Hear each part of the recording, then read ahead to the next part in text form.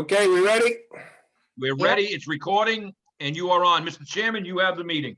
Okay, I'd like to call to order Wednesday, November 18th, 2020, Planning Commission meeting. It is now 6:30. I'd like to determination of a quorum. Mr. Reyes, Here. Mr. Kenny, Here. Mr. Porcelli, Yeah. Mr. Anderson, Here. Mr. Mattson, Here. Secretary Lukowitz, Here, Vice Chairman Kalunian, Here. and Chairman Flynn is here. I'd just like to make an announcement before we do the Pledge of Allegiance. 7.1, if anybody's here for Eagle Locks, this will be continued. And is that going to be continued to the next meeting on December? Whoa, time out. Yeah, Eagle Locks is not getting continued. no. No, excuse me, they're not getting continued. Sorry. Good. I pledge. Sorry about that. 7.1 is Sandy Bottom Road, David S. Mooney. If anybody's there for that, that will be continued.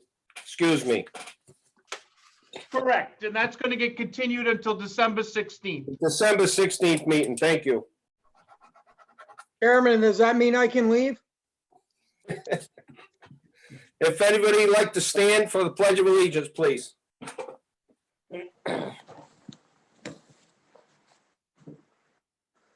Pledge allegiance to the flag Of the United United States of America, To the republic Republic which stands which stands one nation, nation, under God, God, indivisible, indivisible, liberty, liberty, justice justice for all.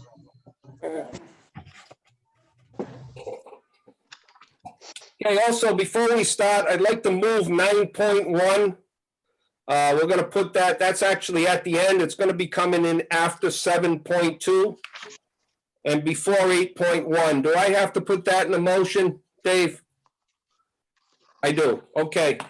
I'd like to, if it's okay with the board, I'd like to move 9.1 to before 8.1. And I'll, if I could hear a motion on that, please. Second. Yeah, I heard a motion in a second. Mr. Reyes, Yes. Mr. Kenny, Yep. Mr. Porcelli, yes. Mr. Anderson. Mr. Anderson, Yes. Mr. Mattson.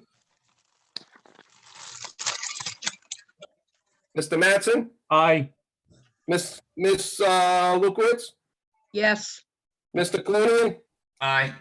and Chairman Flynn also says aye.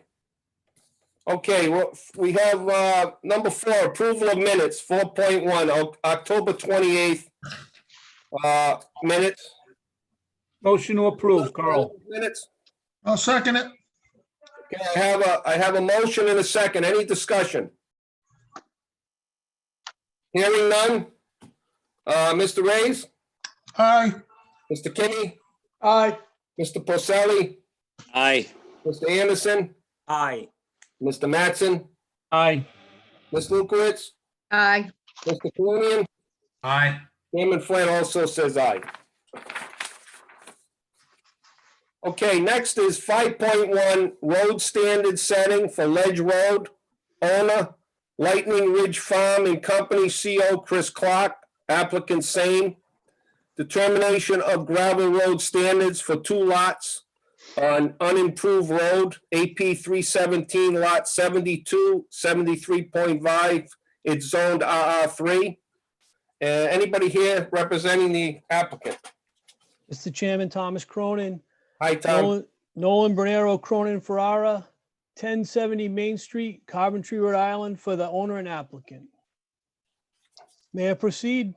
Sure, go ahead, Tom. Thank you. So as Mr. Chairman said, we're here to set the road standard for some building permits on an unimproved road. We'd like to use the gravel road standard. Ledge Road is a gravel road of about 18 feet, varying in width, unimproved in many areas. These These two lots are immediately adjacent to an area of the roadway, which was improved after a minor subdivision was approved by this board. And we'd like to improve this area in front of these two lots in a similar manner.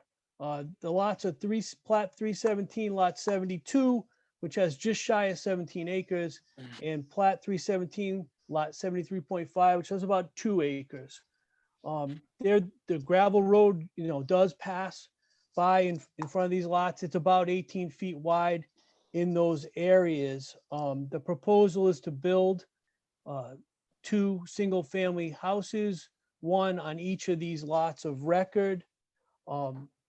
As we have agreed with this board in the past, we'll agree to extend the road so that it is 24 feet wide in the area in front of the homes. And we will grant to the town of Coventry 25 feet of roadway right away in the area in front of these 2 lots. The 2 lots across the street are privately owned residences. So we only can make these presentations and offers on behalf of our side of the gravel road. So whereas we had provided 50 feet of roadway in the minor subdivision, that's not an opportunity for us here. So very similar. I don't need to belabor the point. These requests have been before this board on a few occasions now, and we've kind of established a pattern, and my requests today are in line with those patterns. Board members have any questions? Mr. Clark and I are available to address them. Mr. Cronin, if I could jump in, Yes. I talked to the Director Kevin McGee on this, and he gives Mr. Clark an A+. He's done over and above what he's been asked to do, and Kevin is certainly had a positive about Mr. Clark. Thank you, Mr. Chairman. Chairman, is there a way to find out who has all the background noise? Yeah, we need to ask all the Thank members you to for be saying on that. mute. If you're not speaking, mute your mic, please.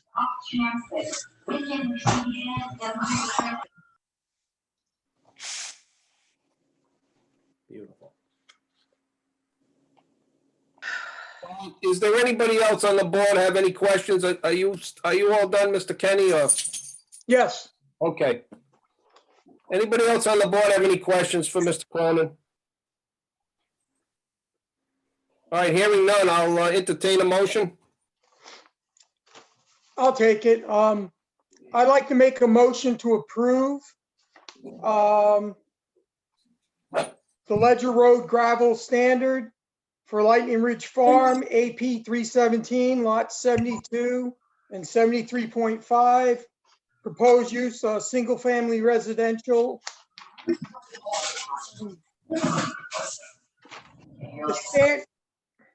The standard for the gravel road should be 24 foot travel width of the roadway.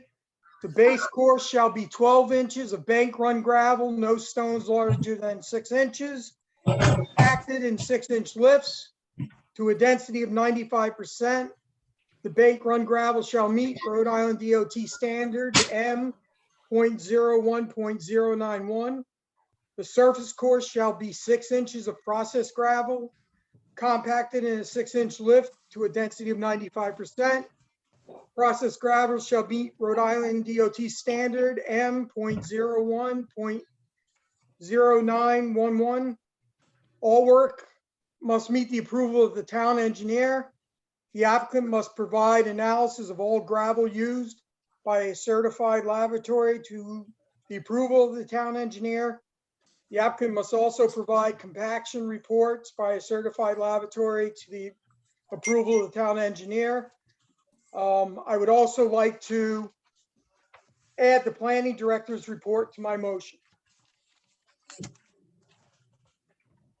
Okay, I heard a motion by Mr. Kenny. Do I hear a second? I second. Mr. Chairman, Ms. Lucas. Mr. Chairman, Yes, May I consult with my attorney just for a moment? This is Chris Clark.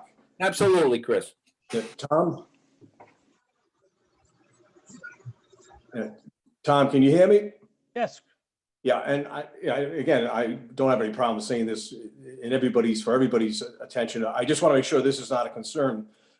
Some of the specifications outlined just now are a little different than what we had previously done. And I just want to make sure this isn't going to create a problem. So as you heard, Mr. McGee was very satisfied with the work they had done there. And primarily one of the differences is that the surface that we finished the road with was a reprocessed asphalt, okay, which compacted so that it's almost like an asphalt road. If you go up there now, it pretty much looks like an asphalt road. So that was the final finish for the road. Maybe the final 6 inches was topped off with the asphalt. So I just want to make sure there's nothing. The motion right now is being much more specific. Last time, how we proceeded is as we gravelled and compacted, the town engineer came out and inspected our work as it was being done. So it wasn't necessarily from a laboratory, but it was inspected. The work that we did was the hole that we opened up, the gravel we brought in, the compaction we did was observed and approved by the town engineer. So I don't have any problem with what's being proposed unless it creates an issue later to say that we were so specific in this motion and it's not exactly what we did, or that now the town engineer can't do it, but it has to be done in some other fashion. So just before you voted on it, I just want to raise that question to say, how much of a concern is that? Or do we want to discuss what we did last time and how that was achieved? so Chris, the standard read by Mr. Kenny is from the town ordinance.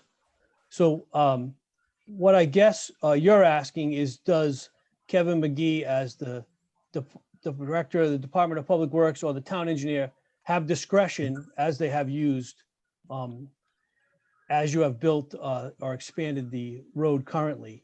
Yes. So I guess we could respectfully ask Mr. Kenny to amend his motion to provide some discretion to the town engineer and the director of public works, if he's so amenable. Hey, Ron, Before I do you mind do- if I speak for a moment? I was gonna ask Russ. Go ahead, Russ. Yeah, I have no problem with that. The town engineer, Chris has been working with the town engineer and Kevin on this gravel road standard. He's done it already out there. I don't have a problem if the board is willing to approve it with the stipulation that it meets the satisfactory requirements of the town engineer and the Department of Public Works director. Because ultimately I'm going to defer to them, to sign off on it anyway. So as long as it meets their requirements and they're satisfied, I'm satisfied. I don't know how the board feels. Well, that's why I made that statement that Mr. McGee is very satisfied with what's going on Ledge Road. So that's why. But I understand what Mr. Clark is saying, it was getting very particular. And if it wasn't built, he was just concerned that if it wasn't built to the exact specifications that Mr. Kenny said forward, he was quoting chapter and verse from the DOT, I think from the Red Hat standards book with the M.01.0911.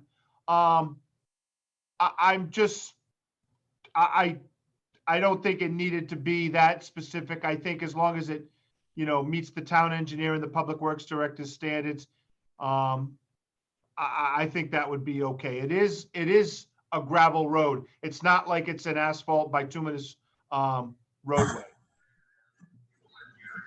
So, but again, I'm going to leave that up to the board. I just wanted to see if I could be of some help. Mr. Kenny, are you fine with amending that and adding the discretion to the DPW director and the town engineer? No way. No, yeah. I'll amend my motion. I'd like to amend my motion to add that the roadway can be constructed at the at the town engineer and town director of facilities at their discretion. Okay, I have an amendment. Do I have a second on that? I I'll second it.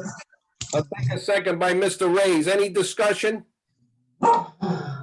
Okay. I'll do a roll. Mr. Ray's, Yes. Mr. Kenny, yes, Mr. Poselli, Yes. Mr. Anderson, Yes. Mr. Mattson, Aye. Ms. Lucas, yes, Mr. Colonian, Yes. and Chairman Flynn also says yes. Motion carries. I thank the board. Thank thanks, you very Chris. much. Yeah. Thanks for the good work, Chris. Thank you. It was a pleasure. It's been a pleasure working with the town.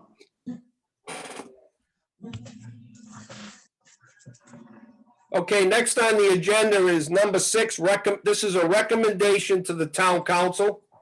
Recommendation to town council for a proposed zone change. Applicant DNS Development Group LLC, location AP 38 lot 68. That's on Arizona Street. And right now it's zoned R20. The applicant is seeking a zone change to general business for the purpose of merging the land with AP 38 lot 67 zone general business so they may construct a 60 by 60 commercial storage building on the 2 merged lots. Anybody here for the applicant? Yes, Mr. Chairman, Thomas Cronin, Go ahead, Mr. Nolan Bernero, Cronin Ferrara, 1070 Main Street, Coventry, Rhode Island. For the applicant, that was quite the introduction, Mr. Chairman. I don't have too much left to say on that. I have been before this board, not on this property, but with a similar problem, right? The town of Coventry, at some point in its history, took a ruler out and made everything 200 feet from Tioga Avenue general business in this area without any discretion for what the land was actually being used for. So this piece of property is a 7,333 square foot lot of vacant land. It's zoned R20. It's next to lot 67, which is zone GB and is of similar small size. So these lots are right off Arizona Street, which runs parallel with Idaho Street, where Don's Auto Top used to be, right? That's a true Rhode Island statement. Let's Yes. start using points of reference that aren't there anymore. But the it is zoned R20. The plan is to merge it with the adjacent lot, lot 67, and use the 2 lots as general business and put a 60 by 60 square foot, 60 by 60 foot commercial building on the lot. The project would have private water, public sewer. The area, as you can see by the map that Mr. Crossman has helpfully put up here, that the area surrounding this property is zone general business. The majority of the time. To the east of this property is the lot 60 of 68 is Don's Auto Top, which is lot 64 on that diagram. Across the street to the west are lots 75, 74, and 73, which are zone general business, but have single family houses on them, that's just kind of what's happening in this area. Lot 69 to the immediate is adjacent, is owned by the same owner as this property. And up to Tioga Avenue from this lot is zone general business, vacant land, but it's zone general business. So this lot is contiguous to other general business uses.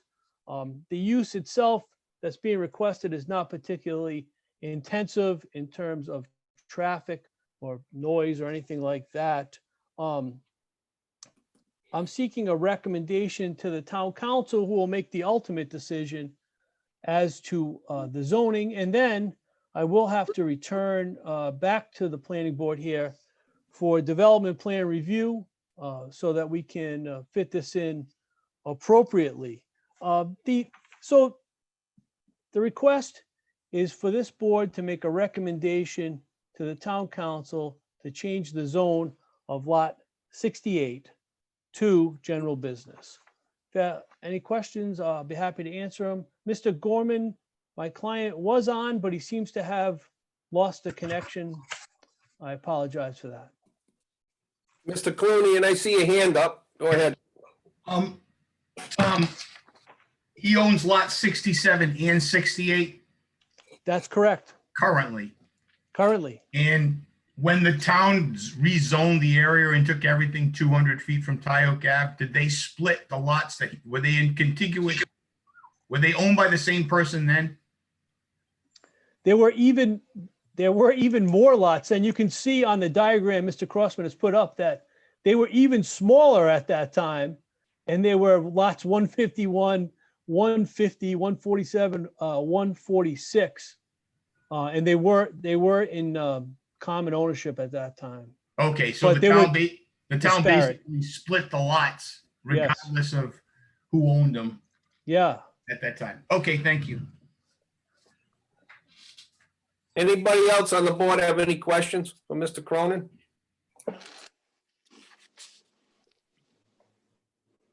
Okay, hearing none, this is a recommendation to the town council. Anybody would like to have, put a motion up for this? I'll entertain a motion. Mr. Chair, Glenn Anderson. Go ahead, Glenn. I'll make a recommendation to go forward to the town council with the zone change for AP 38 lot 68 from R20 to general business. Okay, I hear a motion from Mr. Anderson. Do Yeah, I I second it. I hear a second by Mr. Pacelli. Any other discussion? Hearing none, Mr. Reyes, Aye. Mr. Kenny, aye, Mr. Pacelli, Aye. Mr. Anderson, Aye. Mr. Mattson, Aye. Ms. Lukowitz, Aye. Mr. Colunian, Aye. Chairman Flynn also says aye. So we have a Thank favorable recommendation. I thank the board. Thank you, Mr. Cronin.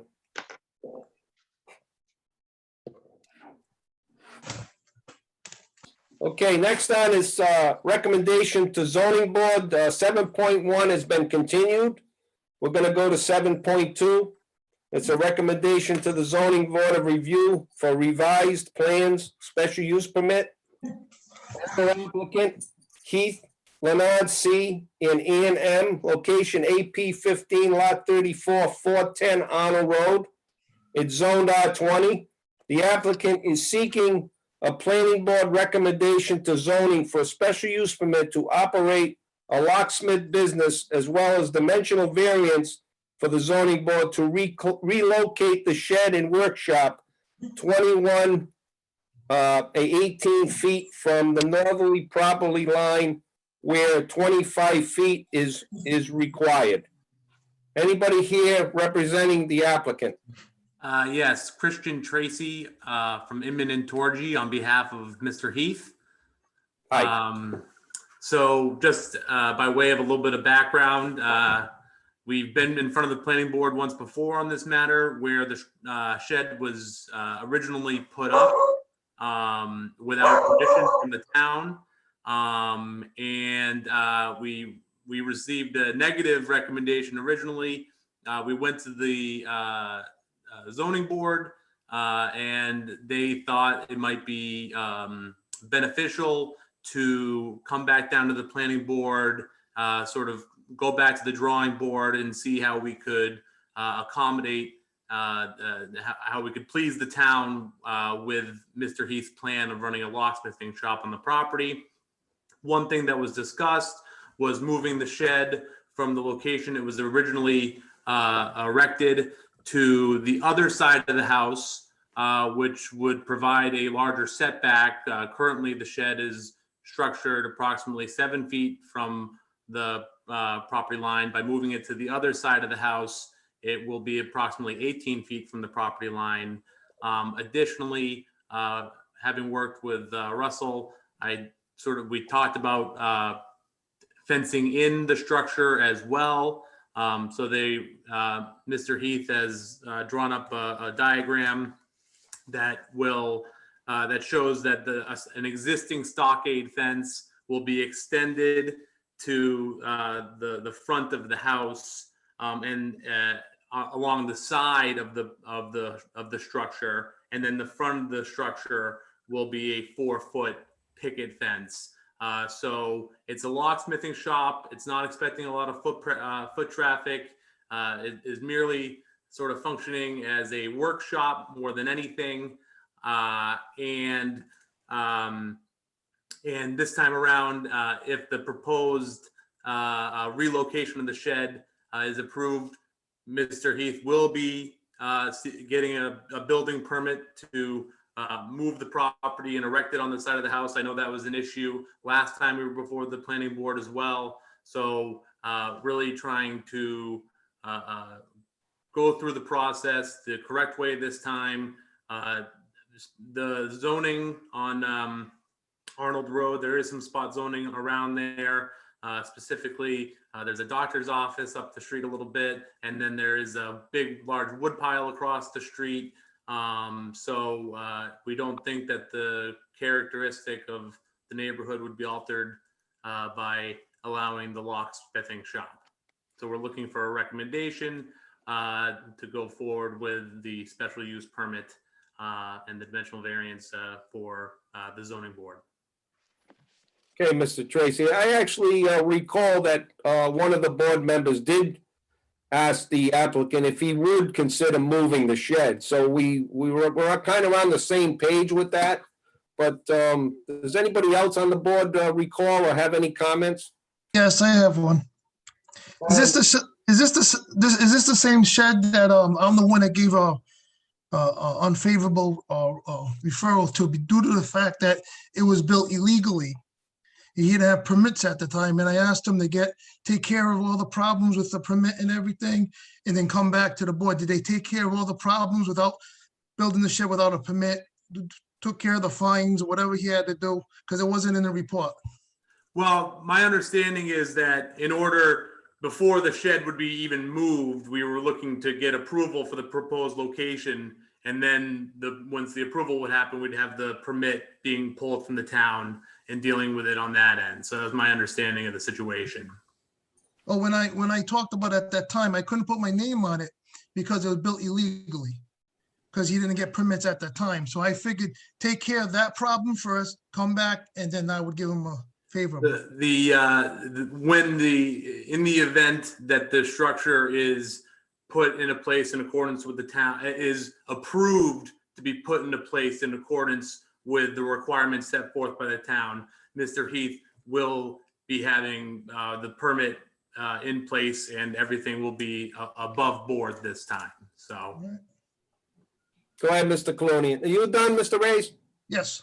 Okay, go ahead, Mr. So, Colonian. I think I can clarify that. In other words, instead of taking the shed and moving it off site, then coming here and getting approval, then bringing it back site, you're just asking, as soon as we say this is probably, will be considered an acceptable location, and we give you a favorable recommendation, then you will be in a position to go apply for the permit. Otherwise, they won't issue the permit at all because you don't have any place to put it. Now, I do have a follow-up question, Mr. Crossman, looking at the setbacks. This is a shed. It's 120 square feet. Why is there a 25-foot set? Or is it a 14-foot minimum setback on the side because it's on a corner? I'm just trying to figure out. Well, let me explain to you, Mr. Colonian. Yeah, sure. Technically, the way the ordinance reads, you are not allowed to put a shed in a front yard. That technically is his front yard. Let me just bring up a picture for a minute, please. Half a second here.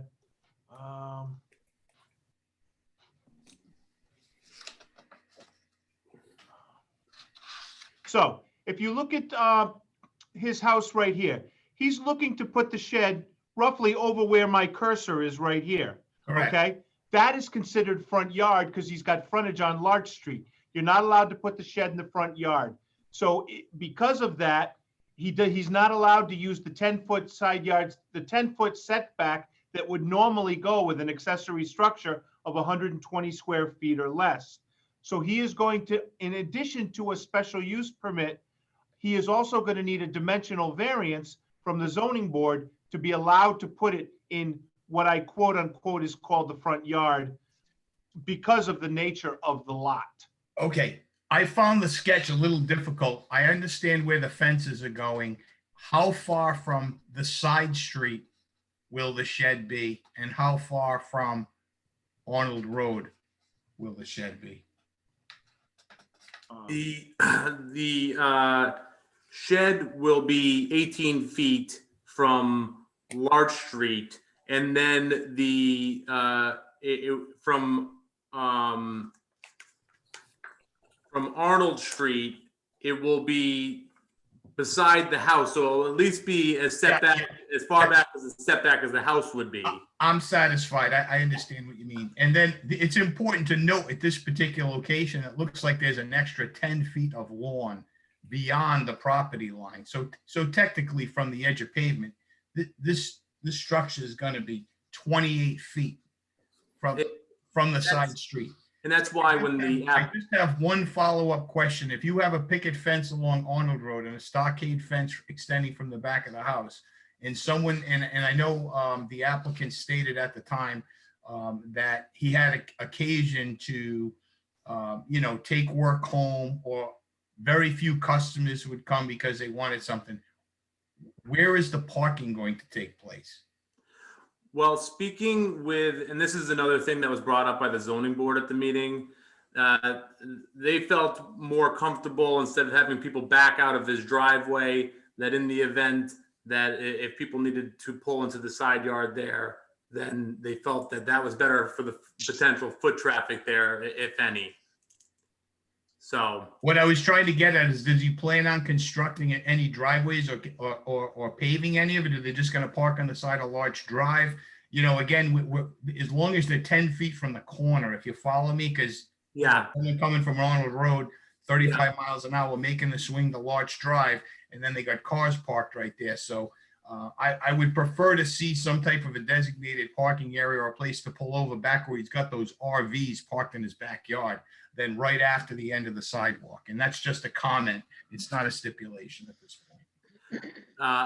Speaking with Mr. Heath, he has been willing to accommodate the town in order. I mean, this is a enterprise that he's trying to take on as a potential sort of retirement stream of income. So I think he does want it to appear professional. And my understanding is, in order to not only appease, his customers, I would imagine that he would appease the town for any considerations that they would have for parking as well.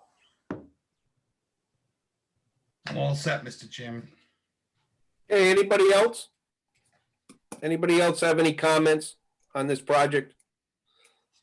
Okay, hearing none, I'll entertain a motion for recommendation to zoning board. I'll make a favorable motion. Owner applicant Ann M. and Leonard C. Heath, Eagle Walk special use permit. Recommendation to zoning board, 410 Arnold Road, Coventry, AP 15, lot 34, zone R20. The applicant seeks a special use permit to operate a locksmith business out of a 10 by 12-foot shed situated on the subject property. Let me get to the page.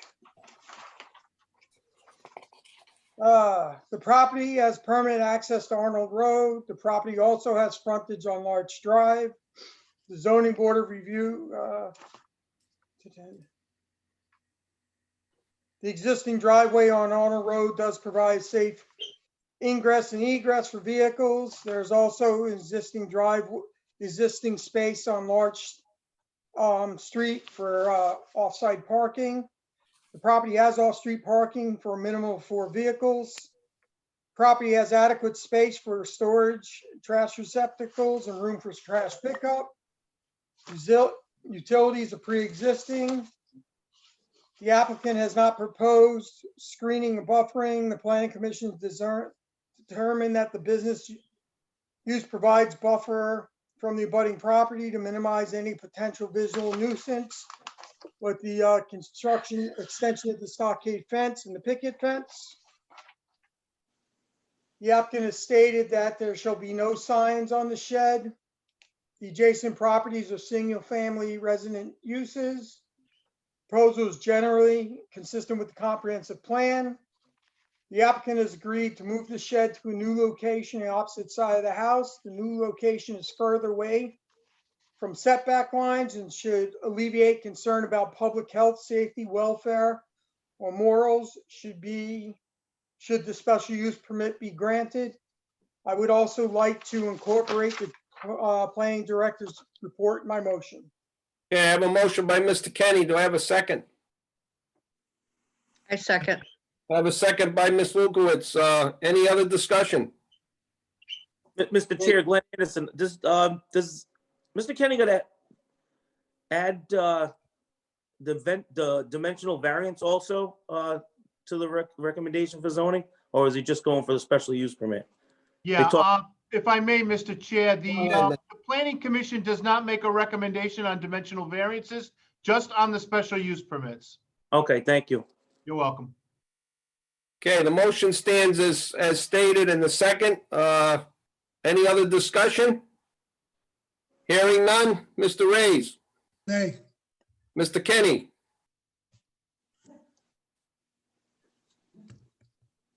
Aye. Mr. Reyes, was that a yes or a no? nay, It no, was a nay. Okay. Mr. Kenny, Aye. Mr. Poselli, Aye. Mr. Anderson, Aye. Mr. Mattson, Aye. Ms. Lukowitz, Aye. Mr. Colonian, Aye. Chairman Flynn also says aye. Motion carries. Thank you very much. Thank you.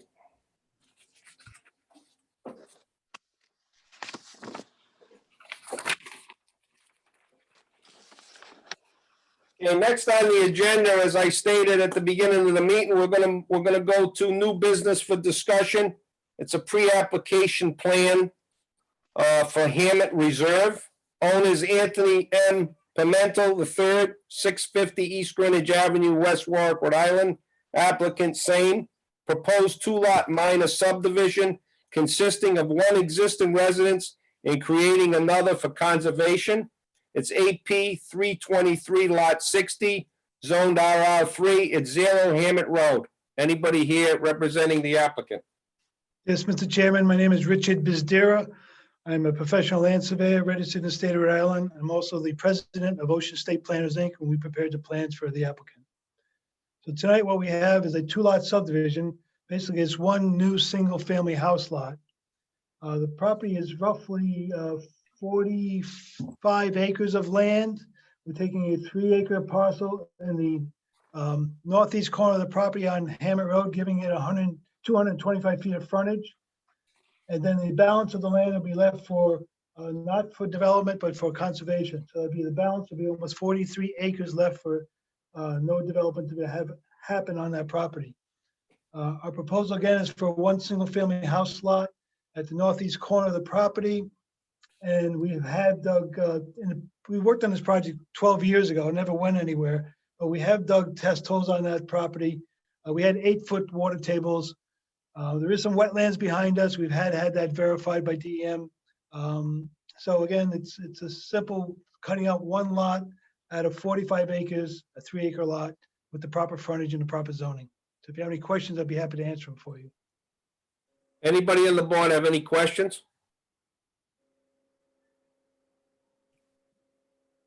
Hearing none, now I'll entertain a motion. Mr. Chairman, sorry, I couldn't. Go ahead, unmute my Mr. mic. Colonian. I couldn't see you. Go ahead. I was confused at first, but I think I figured it out. Is there a house on the property that's being sold, the conservation piece? No, So are there any existing dwellings on any of the property at all? none at all. We're proposing a single family house at the northeast corner of the property. So the entire property right now is vacant? Correct. Because I got conflicting info when I was reading this report. I was conflicted in what I saw. So basically, we're taking one vacant parcel of land, we're taking a 2-acre lot out of it, and then we're going to 3-acre. have, A I'm sorry, 3-acre lot. 3-acre lot, and then there's a remaining substantial size of acreage. Now, what's going to happen to that acreage? And I'll Nothing tell you like- what my concern is. The- Let's say now he builds his house on the 2 acres and walks away from the other 42, and the property goes to tax sale, and now the town doesn't get any tax revenue. Well, it's slated to be a conservation parcel. So however that would be taxed as a non-buildable, and that's how the person who owns it will maintain it. Right, but there's no incentive to even pay the tax because once it's severed from the residential buildable lot, the person could walk away and then the town receives absolutely no tax revenue. And that's my concern. Conceivably, he took the best 2 acres out of it and said, I'm just going to walk away from the rest of it. Not that he's going to physically, he's going to walk away, but the town no longer gets to tax the balance of that property, even as unbuildable land, just excess lot. It has no meat. In other words, there's no incentive for him to pay the tax on that property anymore. We initially had this design as a 10-lot subdivision.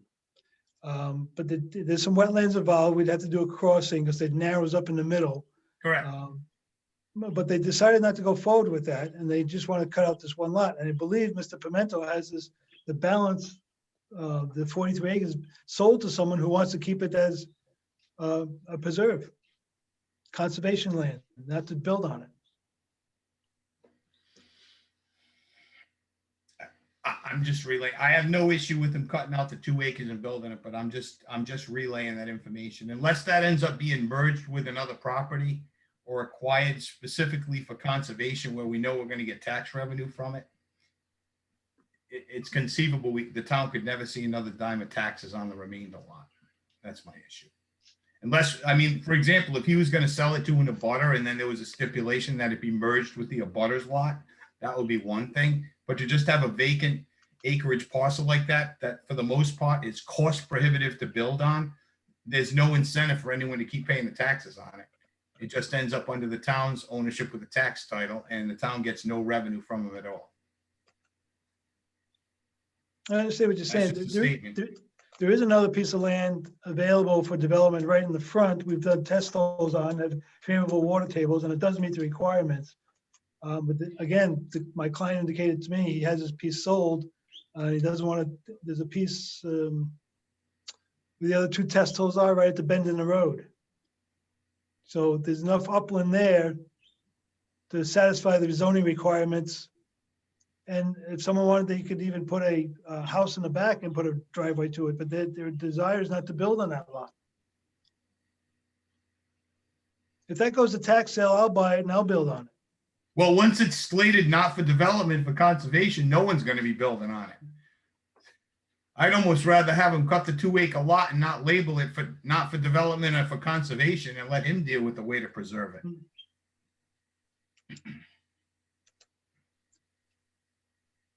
Just my thought. Is your client on? I don't believe so. I don't think he's here.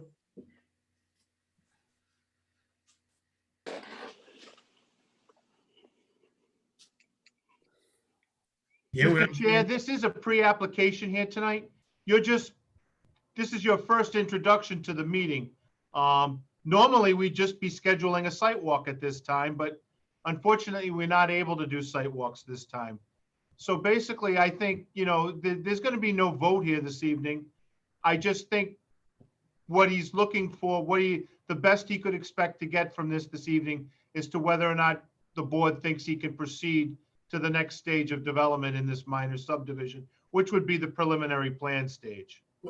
Then my comments would be, I have no objection, and again, I can't speak for the entire board, to the 2 acre lot being cut out and being created as a house lot, but either the other 42 acre or whatever the remainder is remains unrestricted and marketable, or the applicant find some means to assure that if it's for conservation sold to a third party, that the town is going to somehow still be in a position to generate tax revenue.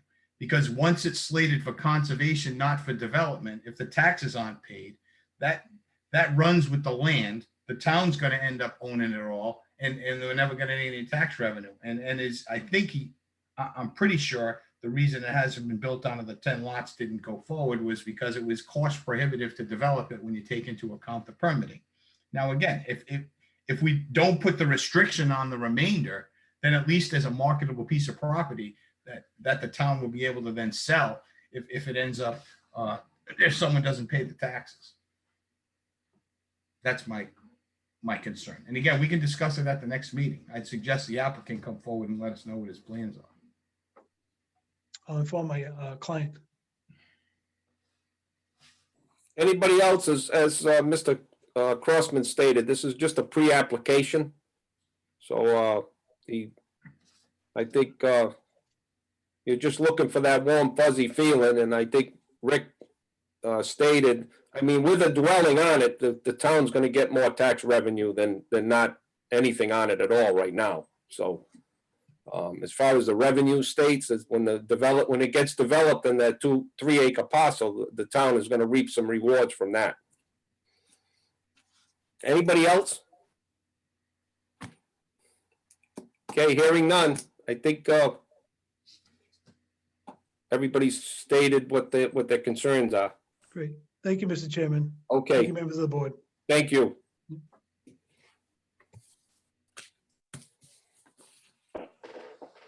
Okay, next we have a public continuance of a meeting. Does anybody need to take a break before we step into this? Or we're ready to go? Ready to go. Okay.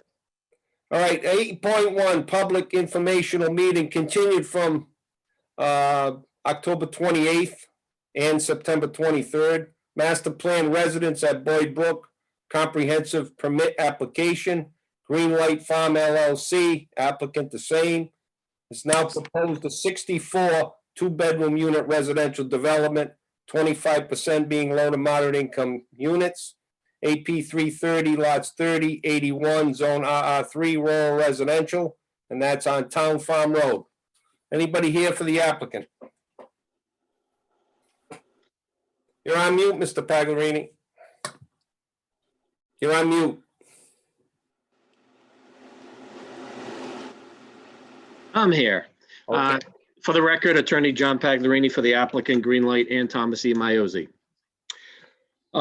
Thank you, Mr. Chairman.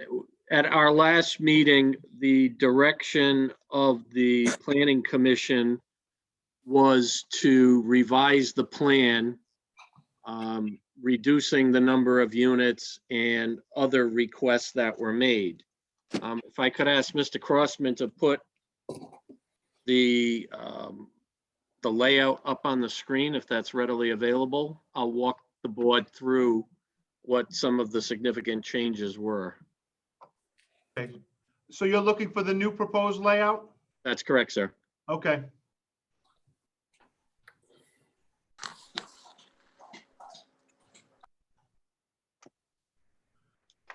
There we go.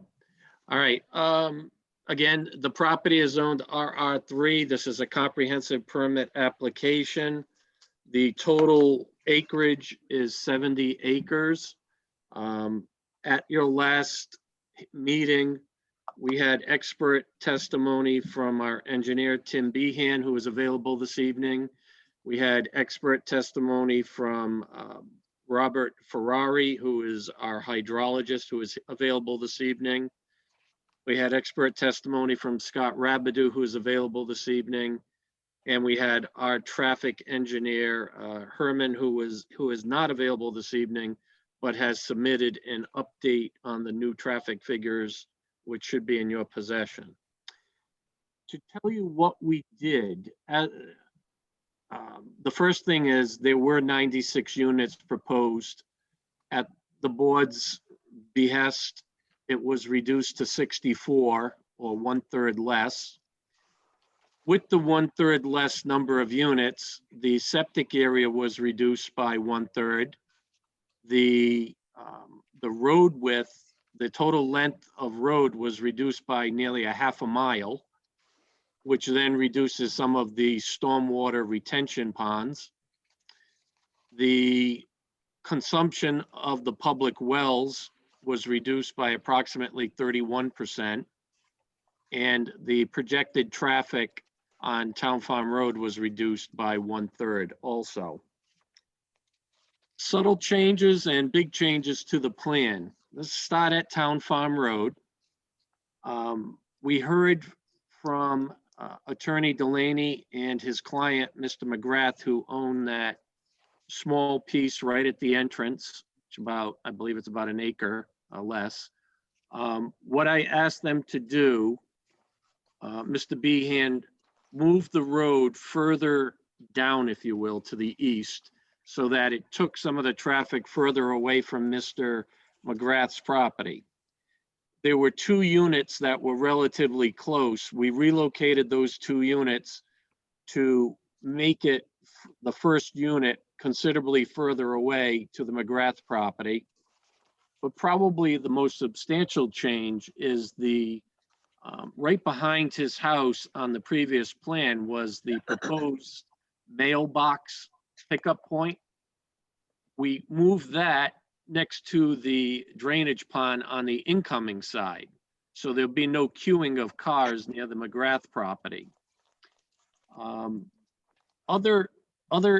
Addressing other concerns that were heard. We heard testimony, lay testimony from the persons who lived on Whistle Lane, concerned how close we were to their property. By removing the 32 units in the shape that we did, we brought the road hundreds of feet closer to Town Farm, away from Whistle Lane to the north.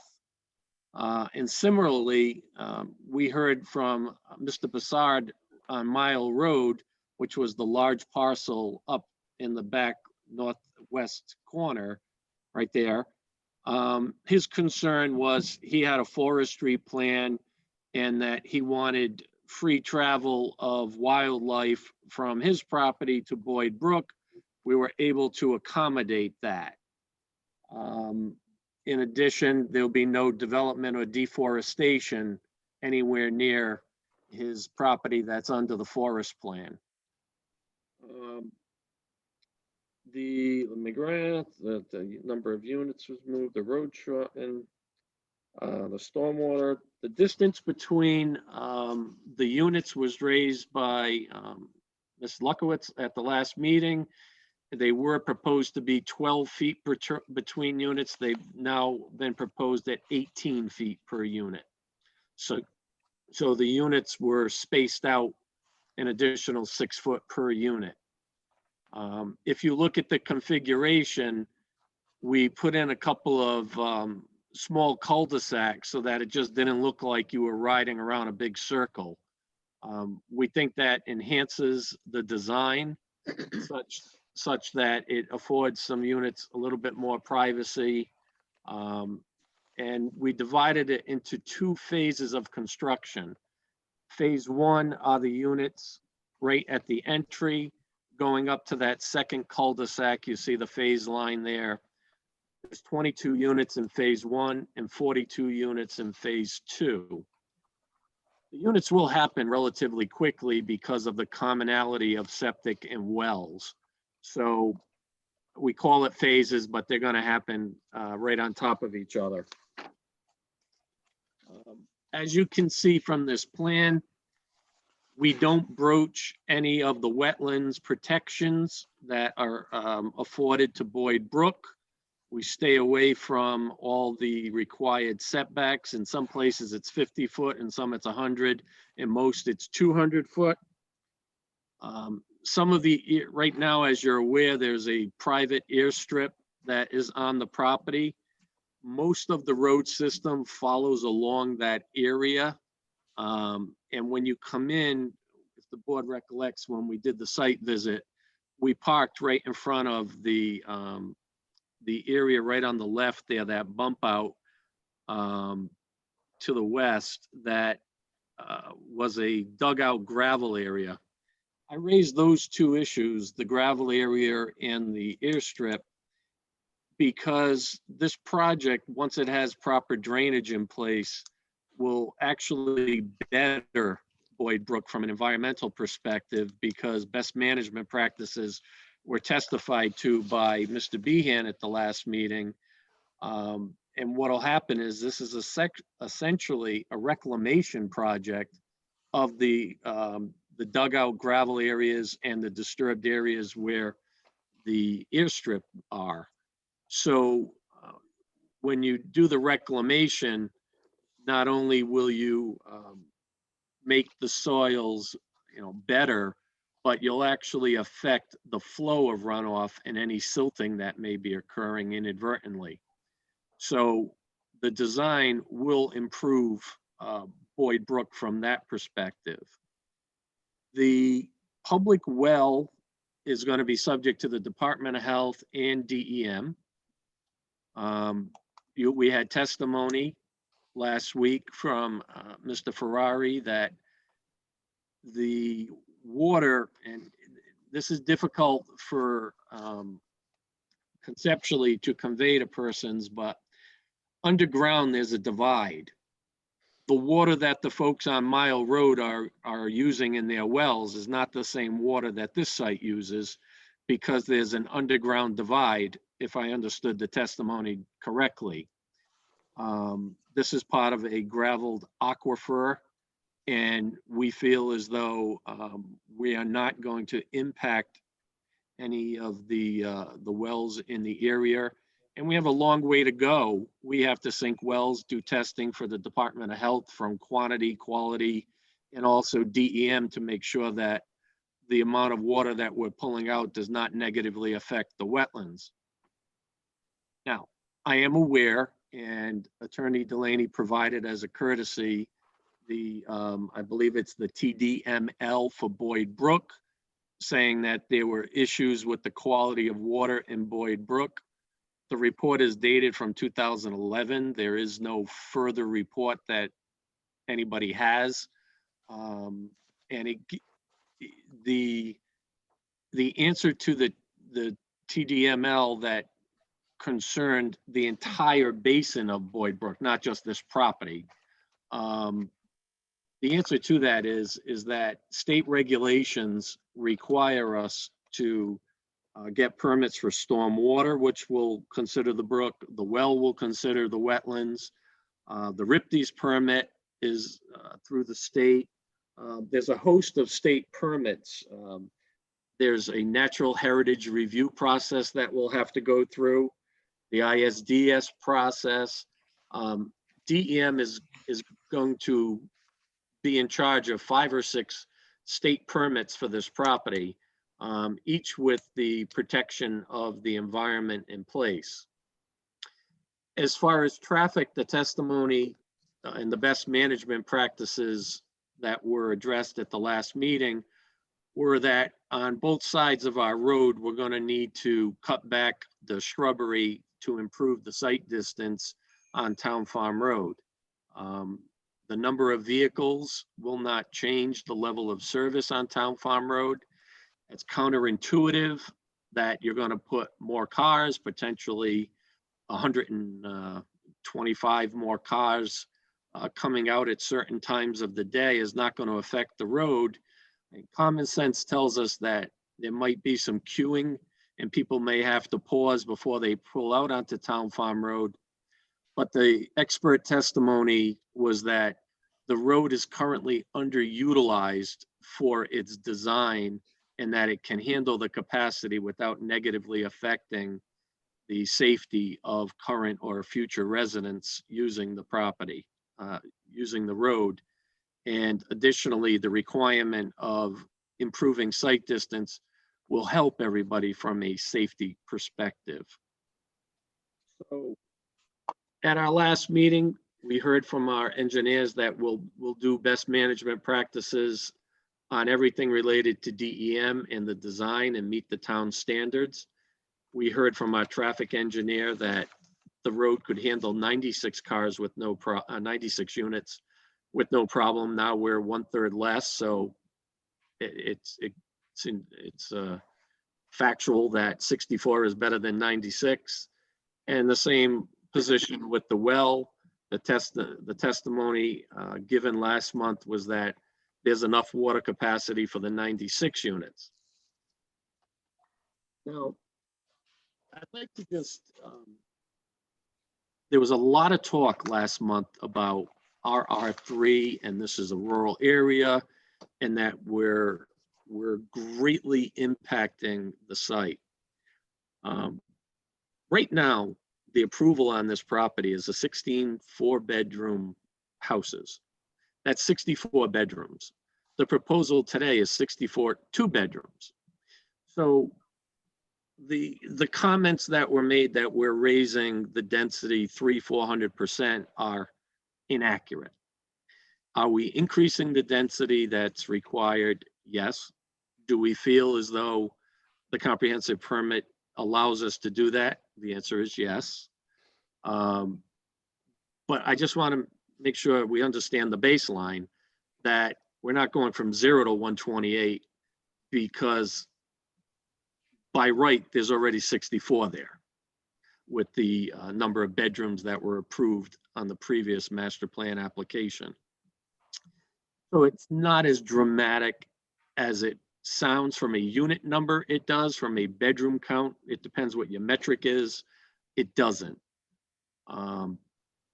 That said, if I could ask Mr. Crossman to put up the GIS for this area and the with the zoning overlay turned on, please.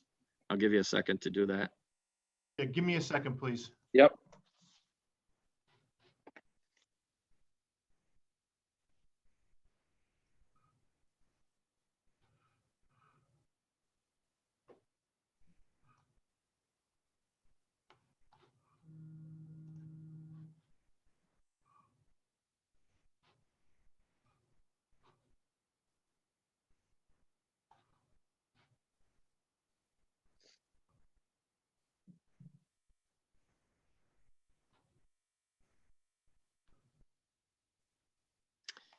How's Thank you. that, sir? Perfect, thank you. Our parcel is in yellow, and then lot 81 up at the top is also part of the project. The reason I wanted to show the commission this is there was a lot of testimony or a lot of residents speaking about the RR3 and the ruralness of this area. Just wanted the commission and folks to be aware that this is the very first parcel in the RR3 district. Years ago, this property included lot 110. It was a split zoned parcel. The other side of the brook, and actually if if we go on the assumption that we have the straight line here, there's a couple of zigzags along Boyd Brook that are zoned RR2 on this parcel, but everything in white is RR2. There is a lot of substandard parcels that you can see here that are in RR3. But what I'd like to point your attention to is our abutter, which is Audubon Lane. Each of those parcels is 1 acre. Okay, there's 42 houses in there. Those are all 1 acre. Our 64 units will have 1.1 acres of land per unit. Russ, if I could ask you to expand out again. And I didn't look at this earlier today, but I just noticed it. It can go a little bigger, please. To the left of our parcel, I don't know the street name, but you can see all the other small parcels that are in the RR3 right there. That whole development there, those are not 3 acre parcels. So what I just wanted to put, and I understand it's RR3, but this was an existing gravel bank. It currently has a private airstrip on it, but it is the very first parcel in RR3. And I just wanted to bring that to the attention of the planning board. I'm all set with that map, Russ. Thank you. I spoke at the last board and I tried to be very delicate and diplomatic about it. But based on the comments that came from the folks that were on the meeting call afterwards, I just like to reiterate that the comprehensive permit application is a state law creature. It is not something that Coventry promulgated. It is something that the state requires. Now, as I stated and as I provided in our package and our narrative originally, the town of Coventry has some exposure here because its comprehensive permit, its comprehensive plan is expired. In 2009, the state law was changed on affordable housing plans, and that is supposed to be an element of your comprehensive plan. The town hasn't done that. So there's an open question on whether or not the town's affordable housing plan is expired. And even if the affordable housing plan is valid, my argument would be that the objectives and the goals of it have not been met by the actions of the town over the last 15 years since its adoption. And the fact is that Coventry doesn't have 10% of its housing stock affordable. Therefore, comprehensive permit application is permissive. Now, the affordable housing plan as a guide says that we're supposed to have, water, sewer, utilities, bus lines, etc. My response to that for the commission would be that Rhode Island Housing investigated this entire submission. They sent somebody out to do a site visit, and they approved the site, notwithstanding their requirements that they would love it to be on a bus line. They would love it to be next to shopping. People have to live somewhere. And right now, there's a crisis in the state of Rhode Island. There's an affordable housing crisis in the town of Coventry. And this project is appropriate. I proffer to you that the new design is a much better design than our previous submission. I think we heard what the neighbors, but more importantly, what the commission wanted of us. I think this plan meets everything that the commission asked us to do. Now, there's going to be a certain segment of the population that, doesn't want anything in their backyard. They want us to keep our parcel vacant. That's not realistic. This is a well thought out, well engineered project that meets your standards. And I'd be happy to answer any questions. I'm not going to bring my experts on board to do any type of presentation, but they are here to answer any of your questions, any of the questions that the public have. I think their testimony last week stands. If they testified that something with 96 units was applicable and met all the standards, then obviously 64 would meet them also. So at this point, I'll rest for now. We can walk through at the chair's discretion when he wants to do the waiver request. But I'd be happy to answer any questions, Mr. Chair, that the board may have now. Thank you, Mr. Pagliarini. Also, I noticed there's a change on the roadway as you come in with the island in the middle. I don't Yes, know sir. if you addressed that. Yep. So I believe that's much better than cars coming head on and so forth. So I did see that. I did ask if you could lower the amount of dwellings, which you did. You listened to the public, I believe, and you also listened to this board very carefully. So I'm going to turn it over to any board members that have any questions on the new layout. Go ahead, Mr. Reyes. Yes, Mr. Pagliarini, I think he did a fantastic job. But where I differ, the affordable housing, I hate Big Brother. I hate being forced to do something. And then if something goes wrong, the town's going to be responsible if we do it. I hate being forced to do anything on that. Like, I'm not into being forced. I understand where you're coming from, and when you took all what we said last time, and you did a great job bringing it down, I think it would be a great project. But now you dropped it down to 25%. I mean, at least 50% affordable housing, go half and half. You know, you dropped it down to 25% affordable housing, at least 50%. Like you said, we need affordable housing.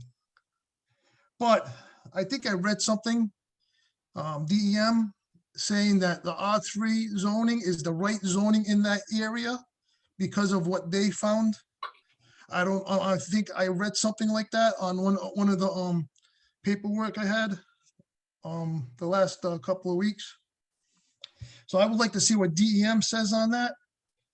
But I thank you for, listening to us and bringing it where it is. But I still say there's still a little too much in that area for I think what DEM says, and I think the affordable housing should be moved up. Thank you. Mr. Pagliarini, we'd like to address that. I believe it's always been 25% affordable housing, but It was 24 out of 96 previously, sir. yes. Oh, okay. I apologize, but I still think we should bring that up. And I think that DM has no say over density. I think that might have been some communication from a resident that might have proffered that, but I don't believe that to be a governmental regulation anyway, sir. I would love to see DM get in there and before we even take a vote on it to see what the recommendation is, or if they've been there or not. I mean, we're gonna be required for preliminary to do 5 or 6 DEM permits, and we're gonna spend a couple $100,000 in between our experts to get to that point of preliminary, and that's why master plan is a little bit more than a conceptual, but you can't, it would be wonderful to come to you and say, we did this, we did this, we did this, but if ultimately you spend all that money and then the project is not approved, what do you show for it except, $250,000 in engineering? The process is master plan, then you go do it. All right. I just want the people that are listening, I want to understand, they should understand something. The project is going to go there no matter what, if they take it to the state. So you got to remember that, and we are going to try to do the best possible to put the right project in there, the better off the residents of Coventry. And to add to that, Mr. Pagliarini, the 96 units are still on the table if it gets denied, correct? That's an option. I'm not gonna hold that against the board. No, and I'm not taking it that way, but I just want to be realistic here. Realistically, we like this design better. This is a more sellable, a more livable project than our previous version. So I thank the commission for the beating because we ended up with a better project. And also, Mr. Pagliarini, there are also garages attached to the dwellings that were not there on the original plan. I heard the Walmart comment. Yeah. Well, I just want to be neighborly friendly. I mean, when you drive by there, I didn't want to see, 150 cars look like a parking lot. So you have addressed a lot of our concerns. So anybody else on the board have anything else? Go ahead, Mr. Colonian. Right. Mr. Pagliarini, I just have a few questions, and some of it's just to bring stuff to the forefront. And I think Mr. Reyes and Mr. Flynn just touched on some of it. Do we have a deadline run on this? Like, we have to make a decision by a certain time next week? So I believe if we don't decide tonight, we'll Mr. Pagliarini, I think we have to have a special meeting next week. Is that? that would be my understanding. Okay. Okay. I believe tonight I'm sorry, Go ahead, Mr. Crossman. for clarification purposes, I believe Rhode Island general law says we have 90 days. If I'm not mistaken, today would be the 77th day. That would leave us, next week's Thanksgiving. Yeah. So. Okay. You answered my question. Very good, sir. And I apologize. This is probably contained in the report, but how many additional cars per day are we talking about in and out of the development? I'm sure the traffic engineer came up with a revised number if he's available. He's not available, Yeah, if you have it. but you should have his 3-page Yeah, I update know. that was It was a dated lot of November material. 4th. Yep. I estimated 128. That, I'll go with that because that's 2 cars per unit. That's reasonable, which is lower than the 192 that we were at last month. Okay, all right. I'm actually surprised it's that high for condominiums because sometimes it's actually less than 2 per unit during peak periods because some folks, that's why I wanted to know what it was. So it's less than the 192 and it's probably more than what the subdivision is currently approved for, which would have been, as you alluded to, the 16 homes, but of course, those would also accommodate teenage children and things of that nature. The new dwellings, as I see it, they're approximately now 1,400 square feet with 1.5 baths and garages, as opposed to 960 square feet with no garage and only 1 bathroom. That is correct. So that, I think, will lend itself to at least enhancing not only the value within the development, but it should not detract to the same degree from abutting properties. Now, I know we're only at master plan approvals, and as you indicated, you have a lot of permitting to do. It is conceivable that, and again, I'll defer, you can ask your engineer, but you've got one large septic system, 64 dwellings. There's no guarantee that would be approved. If DEM came back and they reduced it, it's possible, not likely, but possible that you would actually have to reduce the number of units in this development to make that work or add additional leach field. The short answer is yes, sir. There's a whole myriad of things that could happen. We could do the test well and the water's not available in the project's DOA. We could not get a state permit and have to react to that and come back to you for a modification and maybe a reduction in units. DEM may say, well, and understand, this is just a leach field here. That doesn't mean that we can't have a tank somewhere and pump it to that leach field. So I don't, but DEM could say, we'd prefer 3 smaller leach fields than 1 big leach field.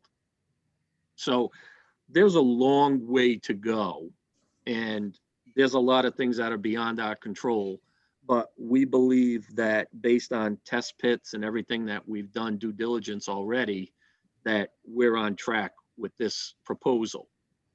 But I don't have any guarantees. And I wasn't suggesting that you provide a guarantee. I was merely trying to bring out the fact, because we've got a lot of communication from the abutters with regard to the sufficiency of your leach field, the sufficiency of the wells. And the fact still remains that as you go through the permitting process, it is always possible that a state agency, a regulatory agency could ask you to modify this and possibly even reduce the number of units or the number of bedrooms, which we have seen as a board in the past happen. Somebody comes in, blind is wide open, says, listen, I'm gonna put 50 houses. And then they come back, 4 months later and say, geez, we couldn't get the permit. So we're back before you with 35. Right. So I just wanna let people know this is not a done deal. This is just a master concept, assuming that there's a favorable recommendation that this project meets the comprehensive permit. And that would also be similar with the well water. Is the same thing. If there's not going to be sufficient water, clean water, suitable potable drinking water, then it could affect the number of dwellings that end up in this development. And one point of clarification, does the new plan still account for 2 wells or just 1? 2, just on a redundancy, we need a second well. That's fine. You said that at the first meeting, but tonight when there was an explanation, there was no plural when someone mentioned well. And I just wanted to make sure there was still 2. And just to further dig on that a little bit, the wells will each have a generator, or one generator will serve both wells, just so that there is redundancy and there'll always be water there. And do we have any indication? I've been to that site, a few times now, not for the most recent site walk, but there's a substantial amount of cleared area in addition to the airstrip. Yep. How much additional land clearing do we foresee actually taking place on the site? I'll tell you, it's, if you look at the road design, we try to stay in that area that is cleared right now. The upper loop would require clearing. But we tried with I drove my engineer a little crazy because I kept having him reorient it so that we would do as little disturbance as possible. I want to go through the most flat areas. I don't want to do cut and fills if we can avoid it. We think it'll be minimal disturbance. Obviously, we've got 70 acres. We have, just to give you a point of reference, the area that is adjacent to Whistle Lane, all that green space area there, that's approximately 18 acres. So that's how much land will not be developed in that one area. And the majority of that would have been disturbed by the previous plan. So a lot of trees. What I'm trying to, again, in response to some of the comments that we've heard in the numerous letters about the vast amount of vegetation clearing proximity, and I think you did present that. I'm just trying to get a handle on how much additional acreage needs to be removed to accommodate the project. And then, go ahead. I'm going to, and it is strictly a guess, but an educated guess. We are probably between 5 and 10 acres tops. And under the approved 16 lot subdivision that was previously before the board, was there going to be any acreage cleared for that? Yes, actually, that road system went beyond the airstrip towards up into where the septic area is there. I would say that using that subdivision as the baseline, maybe 3 to 5 acres more with this one. Okay. So just a little bit more than that one. So Yeah. certainly no less. That's fair. And I appreciate the changes that were made up near the McGrath property. Will there be a landscape? And again, I know we're at master, but as part of the preliminary plan, will there be landscape buffers put in so that some of these folks won't necessarily see this development, and so the folks in this development won't necessarily have to look at the existing homes? I like the way that was phrased. Yes, I've been in constant communication with Attorney Delaney, who represents Mr. McGrath, and I said, I'm going to do my best to move things around based on the comments. And then our expectation is preserving site distance. You know, you can't put trees right up on Town Farm Road, but as soon as I can get that close, we're going to vegetate the heck out of the McGrath property so that he's not going to see anything if we do it properly. It's going to be heavily vegetated on both sides of his property. Okay, and you're aware of the Public Works Director's comments. I know you mentioned one of them about clearing on Town Farm Road. There was another one about access to the cemetery, some form of a gravel road. Yeah, I don't know that we're going to need a gravel road, because if you look, we'll put a pathway in there because it's right near where the mailbox is now proposed. It's less than 100 feet from there. Yeah. I'm sorry, that's what he may have asked for. He just wanted to be able to get in there to make sure he could clean it. Yep. And I can't put my hand on his letter right now. I saw it. That's fine. We'll address that at preliminary if that's okay. But right now, we understand that by law, we have to give access to the cemetery. Okay, thank you. Well, not just public, he wants to be able to maintain it, but that's fine. I'm sure it'll work out. Okay, and then again, Mr. Chairman, I'll with, the only other issues that I have, I think at some point we're gonna have to go through these waivers. And it's a long list, so let's see if anyone else on the board has any questions. Thank Yeah, you. I think we'll address that after the public hearing, but, because the public hearing's still open, but Mr. Kenny, I see your hand up. Yeah, I just wanted to let Rick know, if you go to the large, the thick document that came in our packet, and you go towards the end, page 157, that's the updated peak travel for the traffic engineer. AM peak hours was 72 with the 96 units. It dropped to 48. And PM peak hour with the 96 units was 96, and it dropped to 64. That sounds more in line with a condominium development than the 2 cars per day. Right. Assume some people work from home, not both people work, some folks are retired. That's the standard. Yes, thank There it you. is right there. Thank you. Thanks, Russ.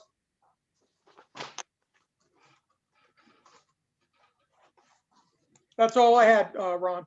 Okay, Ms. Lukowitz, I see your hand up. Yes, Mr. Pagliarini. What about fire hydrants? How many are gonna be on the property? There'll be no fire hydrants per se. The fire marshal is requiring cisterns. Right now, the fire marshal had stated that he wanted 1 per loop. So I believe we're showing 2, subject to his final approval. And Okay. that, I'm glad you raised that, because those cisterns will not just service our project. Should there be a fire in the region on Mile Road, Town Farm Road, the fire department's gonna come in and utilize our cisterns. So Okay. it is a And betterment for there everybody. will be enough water. Yeah, I mean, theoretically, I mean, we're doing what the fire marshal's requiring of us. Okay. When the tanker task force comes out to a fire, they're loaded. This is for immediate replacement of, I believe, 2 trucks can fill up. They each take 8,000 gallons, if my memory serves correct. Okay. Another question, how many dumpsters are gonna be on the property? 0. Zero? We're gonna have, everybody is gonna have probably twice a week trash pickup at their curb. Oh, We'll have okay. we'll have a private trash contractor. So they'll have their own barrels. Correct. Okay. Thank you. Thank you, Ms. Lukowitz. Anybody else on the board? Go ahead, Mr. Mattson. I'll get to you. Go ahead, Mr. Mattson. Yes, Mr. Pagliarini. With these upgrades to the units, what are we looking at for pricing points now? Has it changed from the 96 unit now It that has. you're adding a garage and larger space? It And has. Do you know what those prices were and are now? Yes, I do. Right now, the affordable unit is projected to be 269.9, and the market rate units are 299.9. We want to stay under the $300,000 for an asking point. When you do a comprehensive permit, usually the greatest failing is that the contractor tries to lessen the affordable units so that it doesn't cost as much money. What our marketing is telling us right now is the fair thing to do here is baseline every unit's the same. And then if somebody wants to a la carte upgrade in their unit, we would think some of the market units will go higher based on certain upgrades. But a market unit should be identical to an affordable unit. Okay. That's all for me. Thank you. Mr. Anderson, you had your hand up? Mr. Anderson, or no?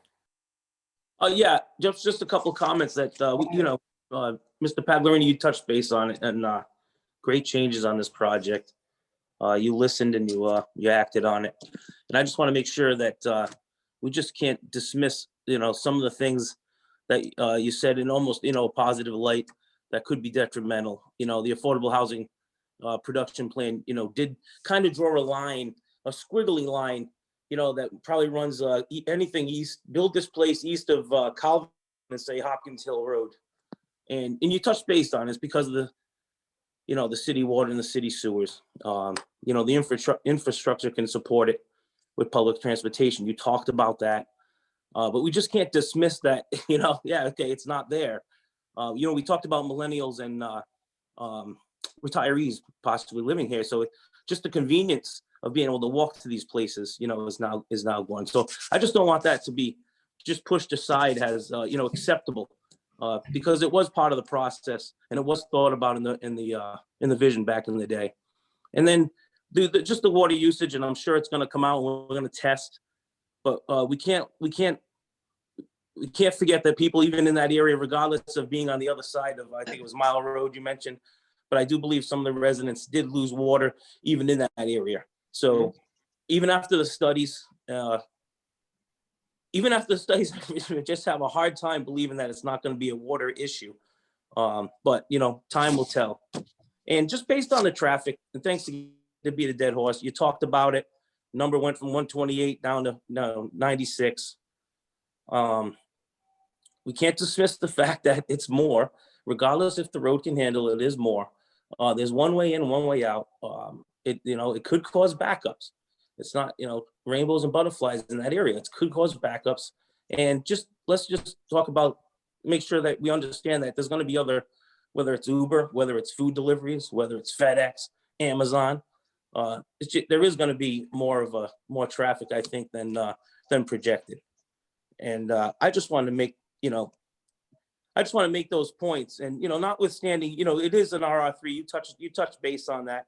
And I know the ordinance is in place and the comprehensive permit, allows for this development. And we all get that. It's tough to swallow for a lot of these residents and the butters.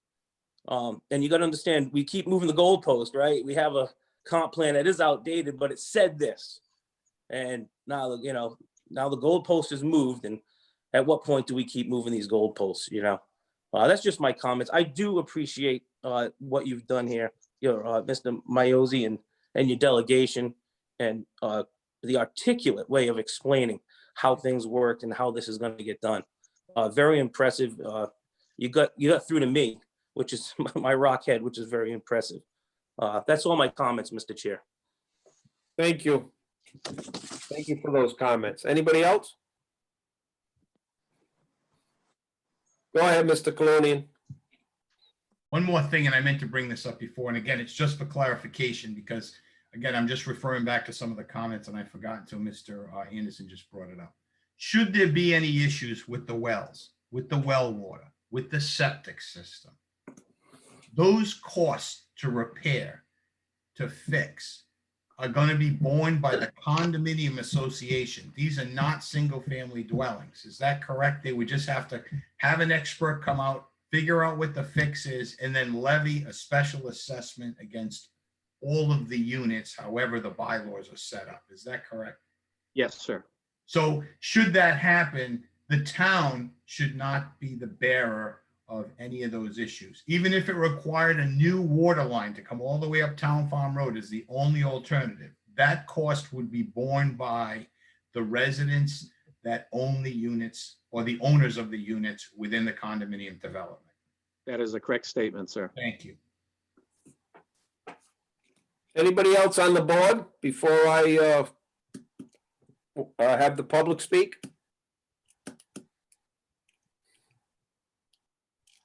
Mr. Chairman, can I also just verify too, we must have received, a dozen emails and letters from the public. Have all those been put on in the record as public comment? Do you know if they're all put in the record? I'm not sure. I did receive and read all those emails. I'm not sure if they're put into public comment. They are letters. Mr. Crossman, can you answer that? I'm not really sure his question, but I also, in addition to forwarding every one of those emails to the planning commission members, I forwarded them to the planning commission secretary, and she made copies of each, and every single one was put in the project file. Yes, I would ask that those be part of the, even if it's by addendum to the public hearing. And the reason I bring that out is hopefully we can avoid some redundancy, because I did recognize a number of the names. Some of our participants tonight, some had spoke about some of the same issues at the last meeting. and hopefully, based on the information that we've kind of drawn out of the applicant tonight, the letters we received in the last public hearing, we're not going to have the same issues come up over and over again tonight. If possible, I'd like to get to a vote. Thank you. I happen to agree with you, Mr. Clooney, and I'll try to address redundancy as efficiently as I can, but I also want to allow the public to speak since it is in their so-called backyard. So hearing nobody else on the board with any questions, Mr. Crossman, would you like to open up some dialogue with the public? Okay, it's my understanding, Mr. Chair, the public hearing is still open, correct? It's still open. I never closed it. All right, so, yeah, I have a couple people. I'm going to bring in the first one, Kim Herron. One moment, please.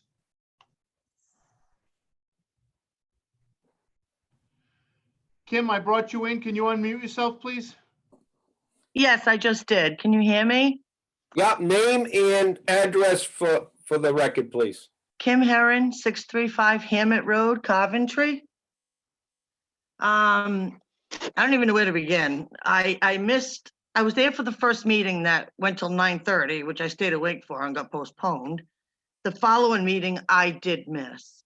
But Kevin Reyes had just said something about this is gonna go through no matter what we do, because it's gonna go to the state. What did you mean by that?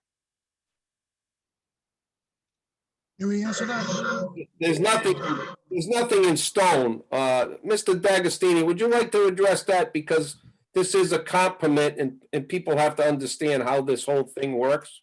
Yes, Mr. Chairman, thank you. So basically, the reference to the state, a comprehensive permit is something that's put forth through state statute.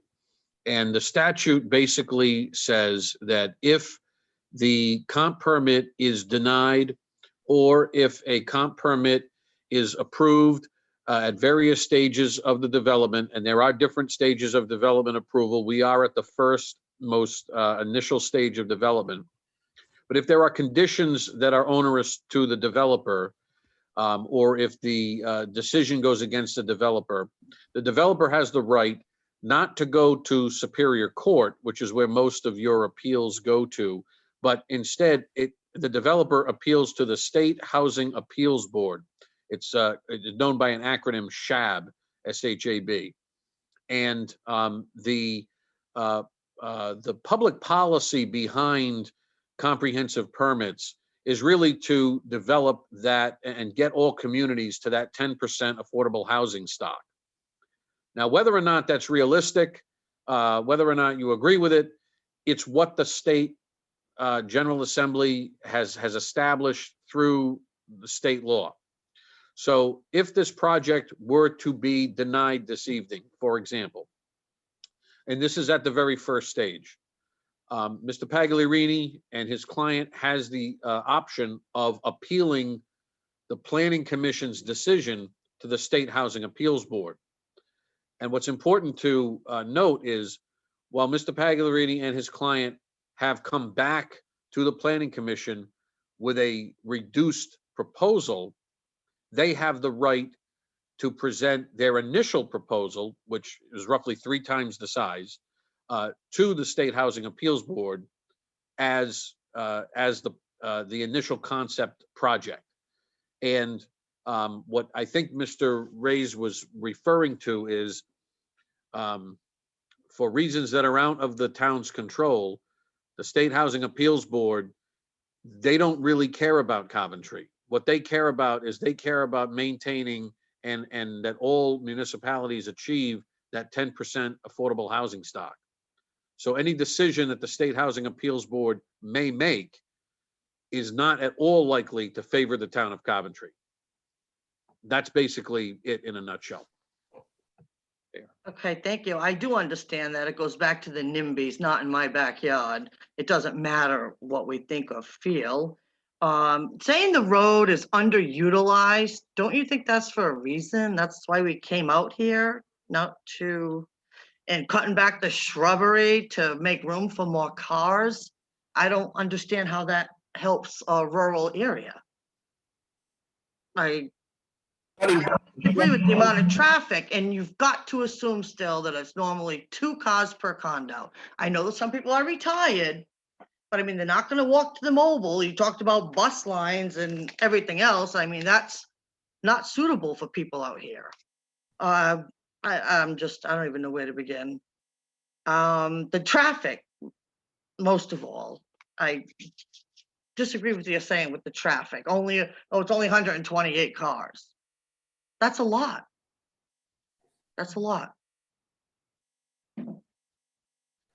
And I know you have to work with the Department of Health for the studies with the impact of the wells on the surrounding neighbors as far as volume and everything else. That hasn't been done yet, but it is going to be done. And I don't know, disturbing all that soil, is that gonna bother our water in any way? Should we take samples now and after just to cover ourselves? I'm just upset this whole thing is happening because I didn't move out here for this. I'm sorry. No offense against anybody, but of course we're upset. We're angry. All right. I can't get my thoughts straight. I'm sorry. Go ahead. Are you all set, Mr. Harron, Mrs. Harron? I think so. Okay. Yeah, my thoughts are all jumbled now. I'm sorry. Go right ahead. But we get what you're saying. Thank you for your comments. Mr. Crossman? Yeah, at this time, Attorney Delaney, who represents a few of the applicants, he's reached out to me. He'd like to be heard at this time. So I'm going to ask him to be heard. Thank you, Mr. Crossman. Thank you very much.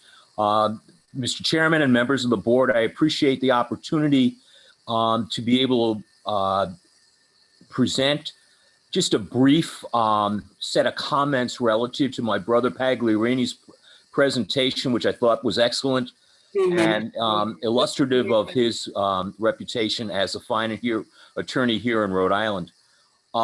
Towards that end, I prepared and sent on to Mr. Crossman a letter earlier this afternoon, which I presume that you all have, or at least he has, concerning my comments relative to Attorney Pagliarini's reconfiguration of the project.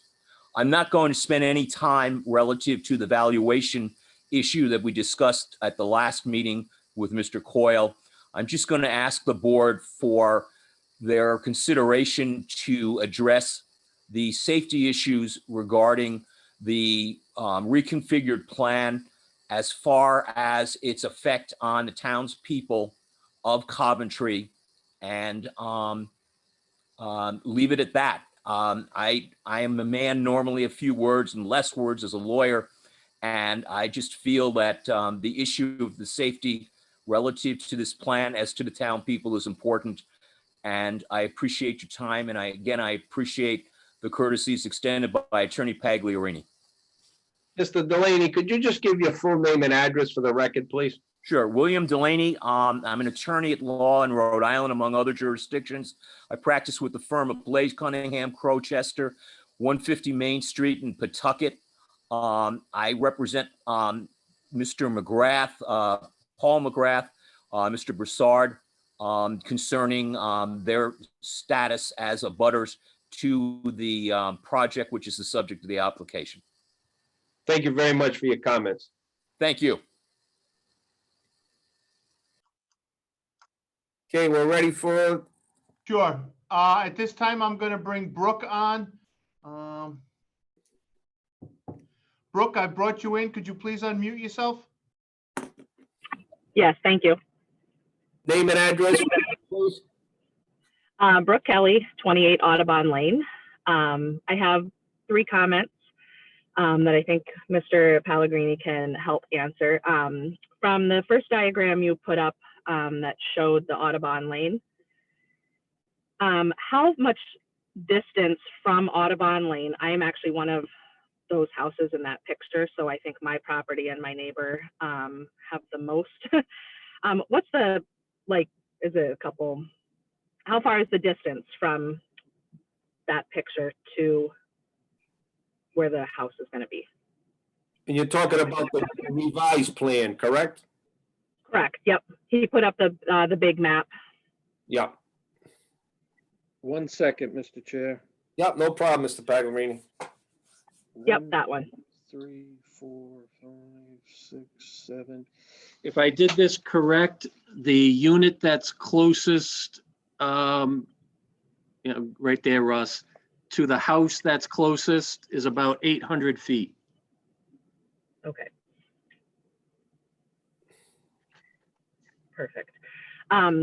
Then next question is, within that neighborhood, if they're going to have some sort of an association, will there be some sort of rule where they cannot have cars parked on the on the street, and everything has to be parked in the driveway, because people are going to have more than, just those people living there, and if there's all that traffic coming in, is that something that you'll put in the association? Yeah. We've provided draft bylaws, and I believe that is addressed. The roadway's really not wide enough to have cars parked on there and then safely travel a fire truck. So it's expected now, particularly with the garage, that one vehicle would be in a garage. If there's a second vehicle, it would be in the driveway. There's visitor parking spaces. You can see it intermittent throughout. There's, I believe, 6 intermittent parking areas there for visitors. Yeah, I don't believe we're going to have any cars on the road.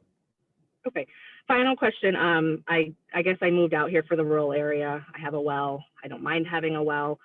What is the impact if there is something to go wrong with the well in that development, and how would it affect the Audubon Lane neighborhood? I can't stress that enough, that I moved out here to live and have that country feel. And I've been here 7 years, and I feel like every year there's something that wants to be done with this property, that we're fighting for why we moved out here. If I wanted to live in a big neighborhood, I would have moved to Wood Estates, or I would have moved to other neighborhoods within Coventry. I chose to pay the price to live out here, have land, and have my privacy and peace. Yeah, I understood. The testimony that was given at the last meeting by our hydrologist was that your wells would likely impact our wells, but our wells should not impact your well. Based on what he testified to, your wells are before our wells, if you will. Now, you folks may have had problems this summer, because what our hydrologist notified me of is that several, not just 1 or 2, but many of the wells that are on Audubon are relatively shallow. State standard today is 150 feet. There are multiple wells that are 120 to 150 feet on there. We're projecting our wells are going to probably be 600 plus. So I don't think we're pulling from the same well, the same underground well. I know we're pulling from the same water, but we're going to be pulling from different veins, if you will. Right. And if there was any impact, who would be responsible for that if your property affected ours? Well, I don't think we're going to get our approval if we're going to have negative effects on that. But beyond that, it would be just like if your next door neighbor sank a well and took your water. It's not on him, it's your well. So I don't think I'm going to give you a satisfactory answer that we're going to come in and give you a new well. It shouldn't happen, but we need to prove that we can get water without affecting everybody else around us. And the hydrologist's testimony was that, people are far away, that it should not have any effect. So. Well, it sounds like no matter what the public feels, something will be put there. So I appreciate your presentation, and I appreciate your time. Thank you. Thank you. Thank you for your comments. Go ahead, Mr. Crossman. Sure. At this time, I'm going to bring in Diane Jordan.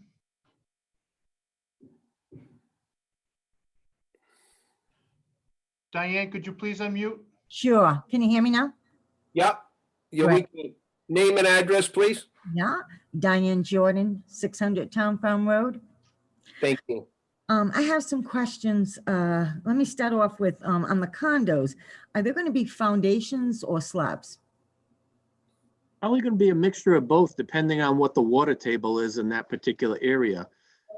Being a former gravel operation, we know that some of the water table separation is not optimal. So some units could have slab. Most of them will have foundations, full basements. And what type of heating will the homes be? That has not been determined yet. I don't know the answer to that one. That it very well could be oil or propane, but I don't know the answer to that yet. Okay. Because there's a lot involved with the oil tanks, because I'm assuming they'd be put on slabs, they'd be outside, and then you got these homes only 18 feet apart, and then a lot of environmental issues on outdoor tanks. Yep. It may, the path of least resistance might be to go to propane to avoid the environmental issue, but I don't want to commit to that yet, but I can appreciate that statement. Okay. So now, I know you mentioned at the last meeting about some can be rented out. How does that work? Well, just like you could rent your house if you were, 6 months in Florida and you wanted to rent your house, the same could be here. There's no town limitation on whether or not anybody who's on this meeting could rent their home. If we could put in the regulations, I know some developments say that you need only long-term tenants, 90 days greater. I mean, that's a possibility that we could cook that into the regulations, the bylaws. But beyond that, I don't know if it's financially worth it if somebody's paying $300,000 to rent it. How much can you get per month, and is it going to cover it? But that's not our model. We're selling the units. Right. Is the land will be owned by the condo association, am I correct or no? The vast majority of the land, there might be a few land condominiums for a variety of reasons, but most of the land under the condos, if that's your specific question, Yes. would be owned by the association. Okay, and the association, am I correct, is an LLC? Not necessarily. An association, I believe by law, could No, be a nonprofit corporation. What I mean, this particular association that's going to be owning the property where the condos are going to be is owned by what company? Well, if your question right now is who's the owner of the property, Right. The developer is a limited liability company and an individual. They So both own. Okay, so he may not own the condo association. Is that what you're saying? I'm a little confused. Mr. Chair, I hope you're okay with me just answering like this, but No problem. I want you to answer. yeah, ultimately, the developer by statute will turn over to the association. I believe the trigger point is 80% of the units sold. The association will take control of whatever is a common element. We have not yet defined what those common elements are, but the road, the drainage, the land under the units will be a condo development, a common element. Okay, that's interesting. In reference to the site visit, is the town going out for a site visit? We've been out for a site visit. Oh, you're not? Is that what you said? We've already been out for a site visit. Oh, you have already been out? Okay. Several times to that area. I'm sorry, what did you say? Several times to that area. Oh, I didn't know. Okay.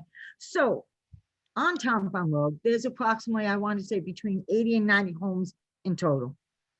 We also have then, because you've been at that site, so you've been on Town Farm Road, we have a very bad corner. It's a blind corner. And it's so bad that when I pull out of my driveway, I have to creep and creep and creep till I finally can see enough to see a shadow coming. That it is a very long, dark road. We have no sidewalks. So I just want you to be aware of that surrounding area, and then throwing in 64 condos. I also want to mention, because the DEM was mentioned tonight, that if you're aware, the property was cited for disturbing the wetlands. Are you aware of that? Answer that. Go ahead, Mr. Paglerini.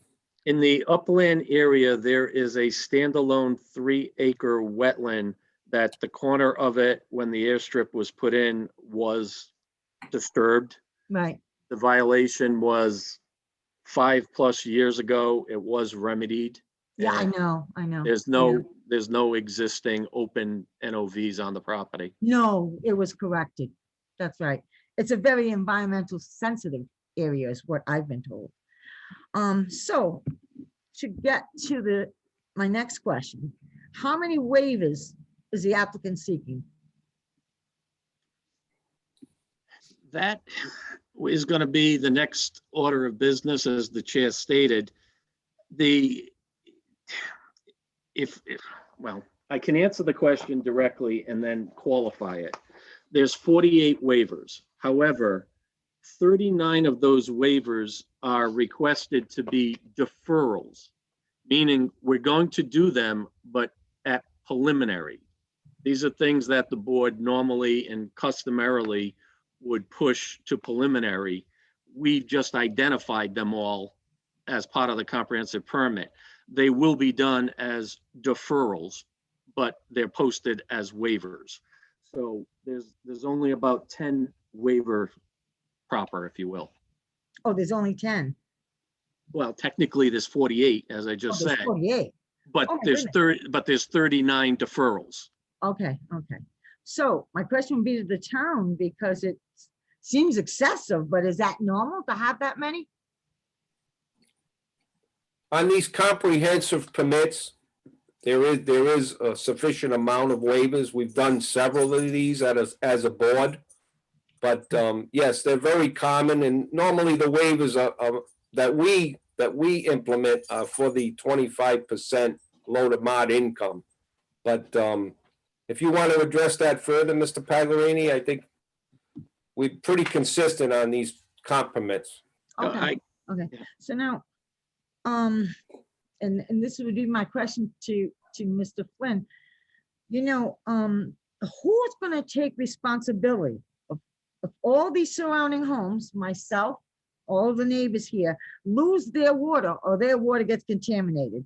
Because we both know you can't get anything out of LLC. So I'm thinking the town, is the town gonna take responsibility because of where we live, that we don't have city water or sewers? I can't answer a question that could or could not happen. I mean, It's a good possibility it can happen. I personally don't think anybody can determine how much water people can use or if people could run out of water. You can't determine that. There is no way. But what I would like the board to do is to please take into consideration what we're dealing with here. I mean, and I've been here close to 29 years. I have a well. I have a septic system. I'm on a long, dark road. I could just about get out of my driveway, okay? But I like it here. It's nice. But if we lose our water, we have nothing. Our homes are worthless, worthless.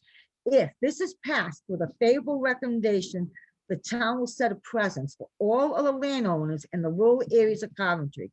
The town will be inviting more lawsuits on their hands, and you will be changing your own guidelines, your zoning laws, and your own comprehensive plan that is supposed to protect the health and welfare of the residents for Coventry.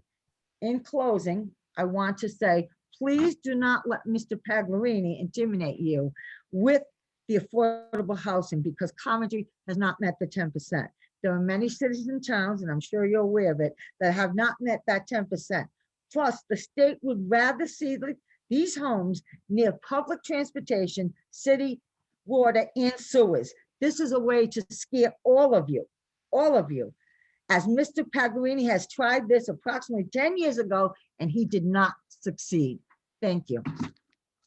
thank you for your comments, Mrs. Jordan. Thank you.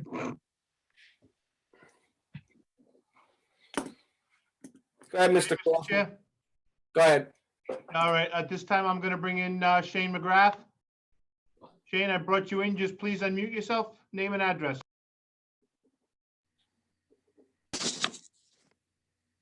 Can you hear me?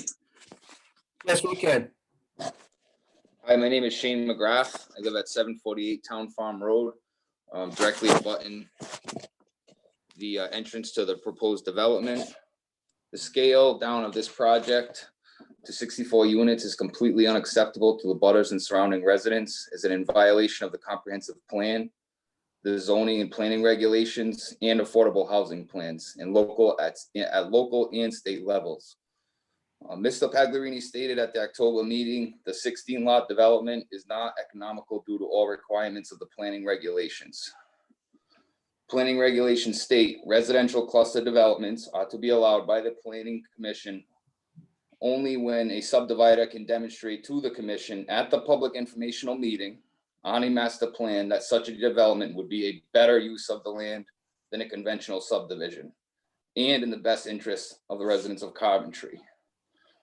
This regulation does not make any mention about the cluster development being more economical or in the interest of the developer making more money. I find it very hard to believe that money cannot be made from the 16 house development in this current market, and no evidence has proved that to us.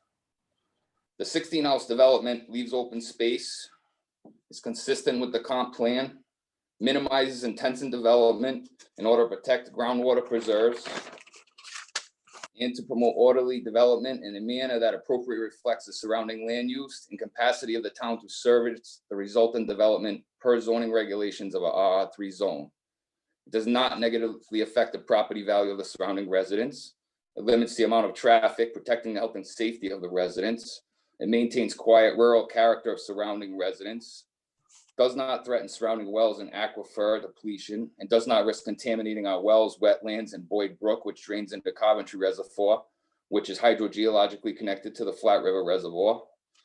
Limits burden to under-budgeted school department, limits burden on public works, police, and fire departments, meets RR3 3-acre minimum zoning regulation. It follows the zoning and planning regulations in the comp plan, which are in place to protect the health and safety of residents, protect natural resources, and to protect our way of life in the areas of town where we live. The cluster development does not show better use of the land in any way at all. It just has negative impacts to the town of Coventry, abutters, and surrounding residents. And it is also a risk to its own success as an association, putting the town at risk to deal with negative or possibly disastrous circumstances when it inherits this bankrupt entity. At the public informational meeting, the applicant has not proven to us that this development is not a health and safety risk to surrounding residents and a better use of land development. Has a massive on-site water treatment system, which could possibly contaminate wells, wetlands, bodies of water. A hydrogeological study that is preliminary in nature and states the only real way to know the effects would be the extensive pumping test program. The protection of our health and safety has not been proven to us or the commission at this public informational meeting. Mr. Ferrari stated at October's meeting that there will be no significant change in the drainage and net water balance, which is unknown at this time. And how does 64 units jammed into a small area not have a significant effect? In my opinion, his statement does not make any sense at all. At last month's public hearing, the Planning Commission showed concerns of maintenance costs. I was a maintenance supervisor and facility director of 37 commercial properties for 7 years. I feel as if it will be much higher than projected. Due to this development being a community public water system, there will also be maintenance costs from Department of Health required water system sampling, maintenance and repair and inspections of cisterns, maintenance and repair of water mains, water services, maintenance, repair of massive on-site water treatment system, which with forced sewer mains, maintenance and repair of drainage system, which also make this project at risk to eventually go bankrupt, putting these burdens on the town in an area that is supposed to have limited town services. Salt needed for plowing is also a huge risk to this development and surrounding residents due to the fact that it has an aquifer recharge zone located on it, which could also become contaminated.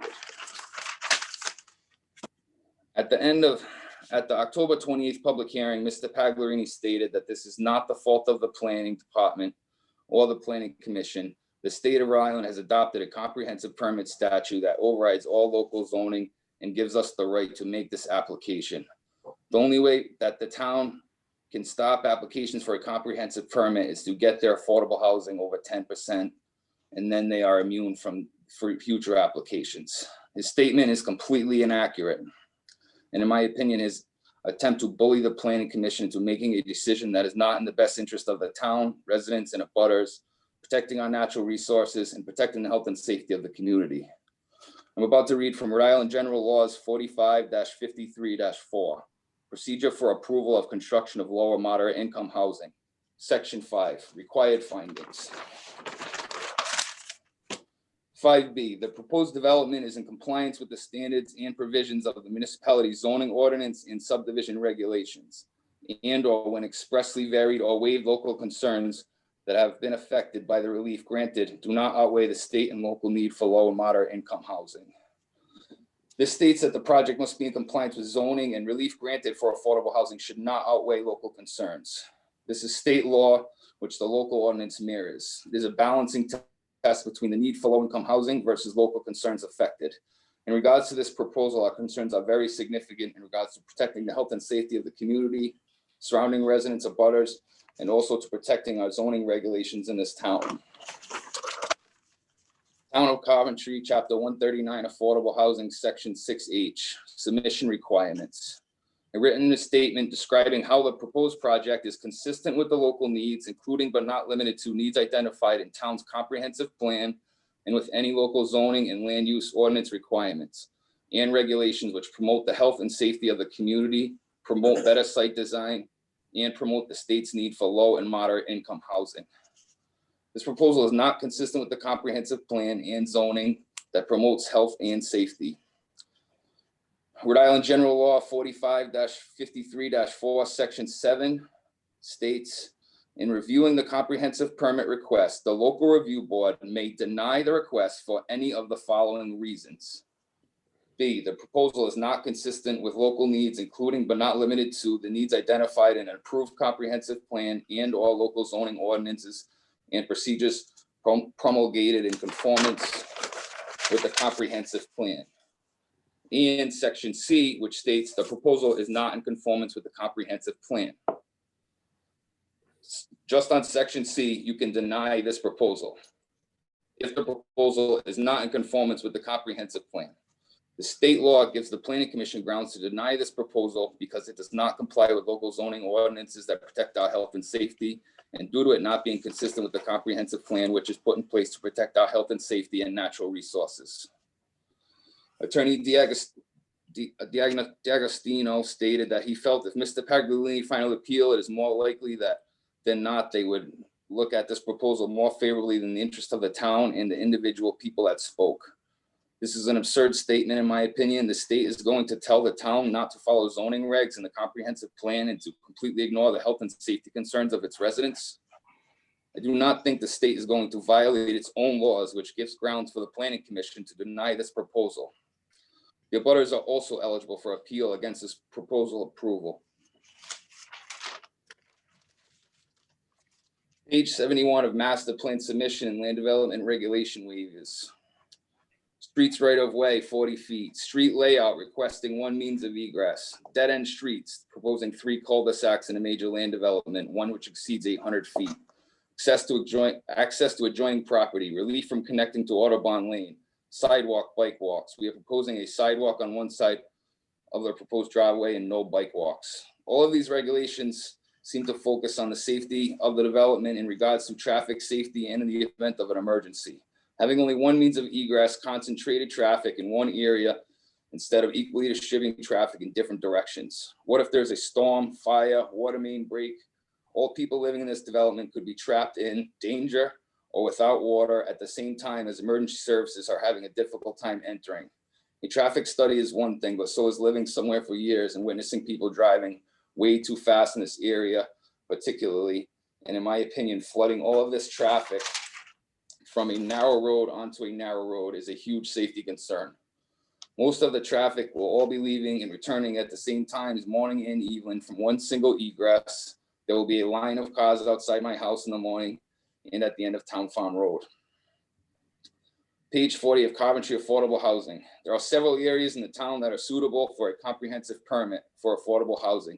These sites are located in high-density areas of town that are serviced by either municipal water or sewer or both, as well as being on or near a RIPTA bus line. These locations have been determined as the best place to site affordable housing.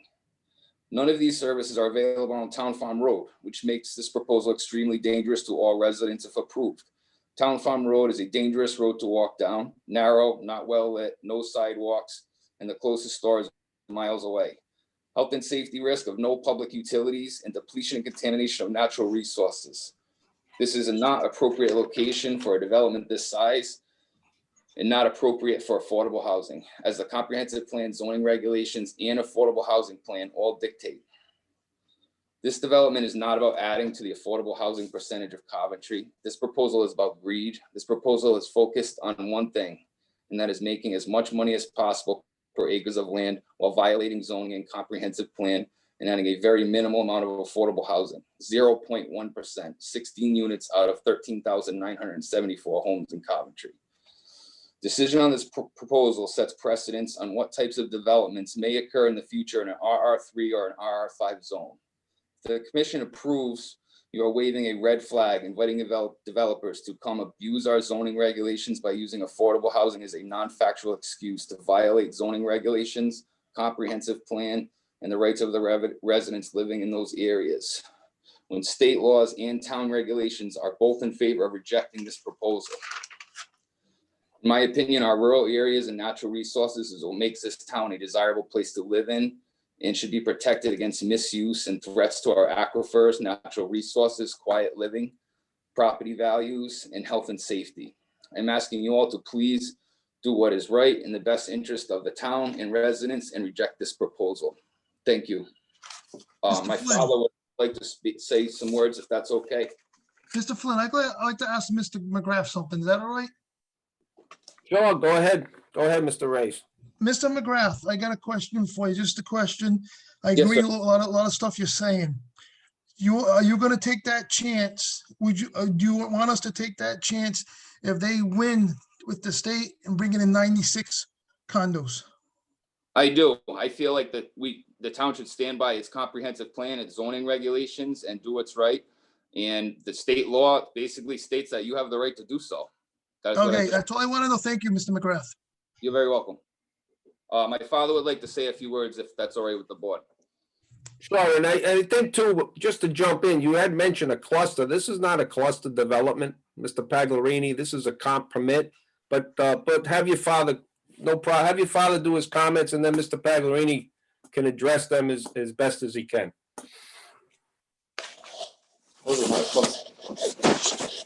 Hello, can you hear me? Yes, go ahead. My name's Paul McGrath. I live at 91 Collintown Road, and I'm one of the partial owners of the property at 746 Town Farm Road. My family has lived in Coventry for 36 years. My sons have looked for a property in Western Coventry for 2.5 years before they found this property, because they wanted to raise their families in a 3-acre zone in Coventry as to avoid the plat-type neighborhoods on the eastern side of town. They were fortunate to find this property in need of major repairs and spent a lot of the last 6 years upgrading the property with a lot of cost and sweat equity, making it worth it because of its location. Never dreaming that the town would allow a deviation and disregard to our town zoning laws to the tune of relief from 48 laws and regulations. Relief sounds like a minor change. Let's say like it really is. It's 48 exceptions to our rules and laws, like taking a 3-acre zone and using low and moderate income housing to bully and bluff the town to agree to reducing a 3-acre requirement by 63% to 1 acre per house for a total of 64 condos instead of the 24 allowed with the 3-acre requirements. The lawyer for the applicant told the board that they can appeal this matter to the State Housing Appeals Board and win. I can't believe the state board would support such a drastic change to our zoning rules. They are regulated to approve reasonable and relief from local zonings. 63% reduction of the acreage and 48 exceptions to that is not even close to reasonable. 29 units at 2.4 acres would be a 17.4 reduction from the 3 acre minimum, which would be more reasonable on the town part. If the town board approved this proposal, you would open a floodgate for developers to use the low and moderate income housing to introduce these types of developments to any part of the town, including the very western part of Coventry. So I am asking the board to do what you were hired to do by the town, to protect the rights of the abutters and decline to approve this project. Thank you very much. Thank you, Mr. McGrath. Excuse me, Mr. Chairman? Yes, Hi, could I please request copies of the 2 documents from the McGraths? absolutely. Thank you so much. Yeah. Thank you very much. Mr. Pagliarini, do you have anything to respond to that? I know the cluster development was brought up, and I wouldn't think this falls under a cluster development, but. How is it not? It's a mobile home park. Before you speak, John, Shane, can I just make sure that you and your dad will email me those 2 things tomorrow? Yes, I will. I'll email it to you. If not tomorrow, the day after. That's fine, no problem. Thank you, sir. Thank you. Russ, one more comment. Russ. Hello? I don't think they can hear us anymore.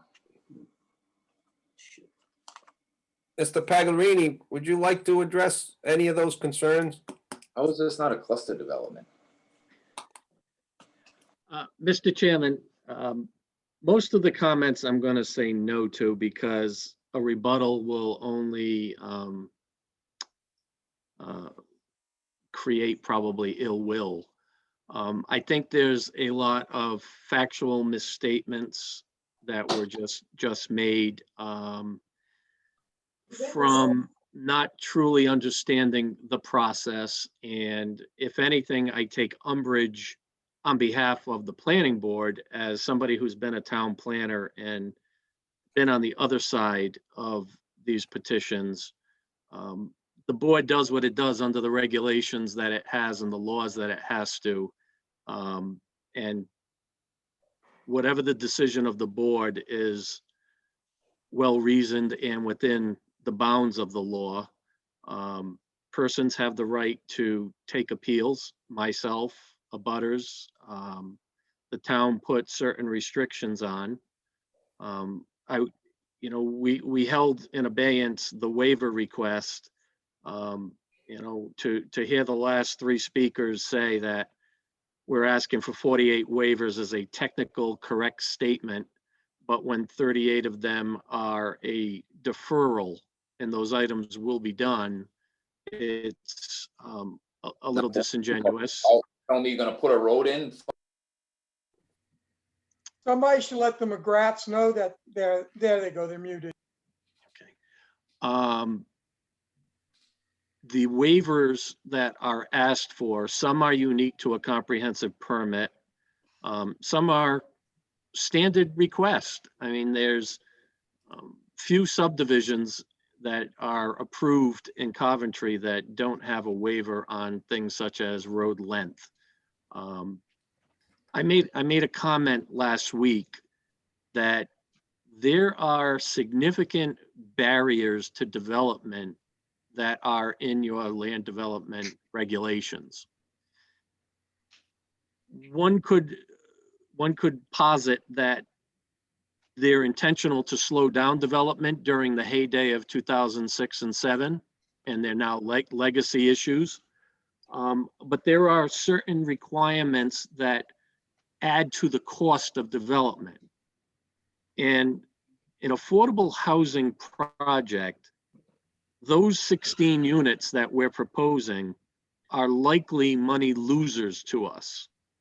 And that's why waivers are requested with comprehensive permits, because in order to achieve the goal of affordable housing, there's an economy of scale, and there are certain things that you need relief from so that the project is economical.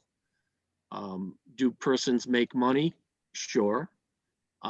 Do we think that the existing master plan is a feasible project? The road is actually longer for that subdivision than this from Town Farm to the end up near Whistle Lane direction. So road cost alone made that project prohibitive. Again, and I've said this twice previous, and I don't want to dwell on it because I'm not asserting blame, but I can't be held by a layperson who is unfamiliar with what you do month by month to inconsistency with plans that have no legal validity, would be my argument. There's a balancing act that I am trying to do here. And you know, I take issue. I don't believe any of my actions have been intimidating. I believe that my statements have been factual. I know that the board understands they're factual. But a comprehensive permit is a unicorn. I mean, it is a rare land use development project. And there's certain risk involved on both sides. And there's the two of us need to work together in order to achieve what the state has said is the goal. Now, do I think that 64 units is a lot? I think this is a very well thought out development. And I want to go back to what Mr. Kalunian said. I can't say if it's the right number, but there's a lot of state officials that are going to tell me if it is from a technical and engineering perspective. I don't know if it's the end all be all final number, but it's the number that drives this development to actually work in order to achieve some affordable housing. It's one thing to make a bold assertion. It's another to prove it.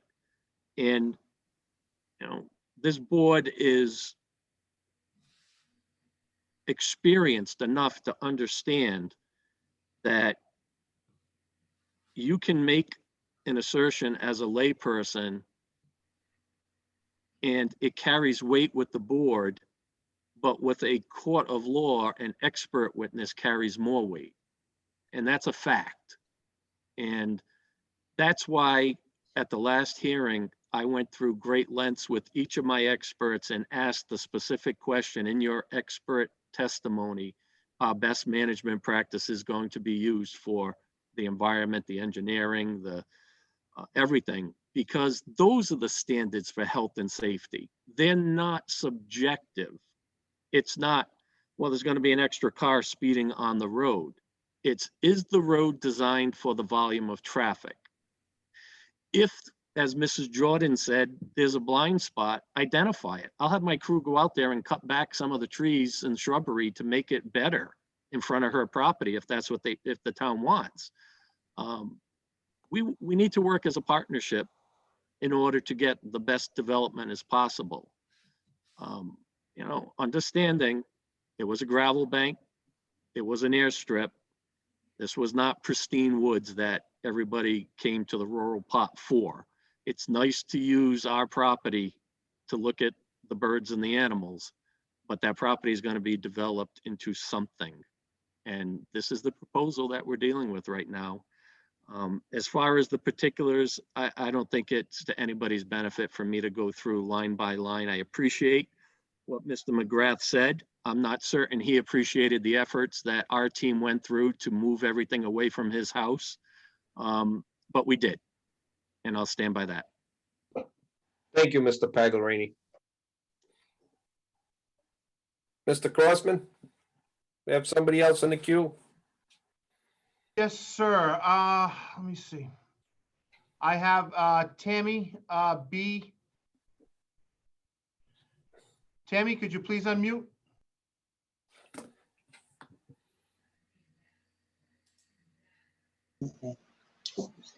Hi, how are you tonight?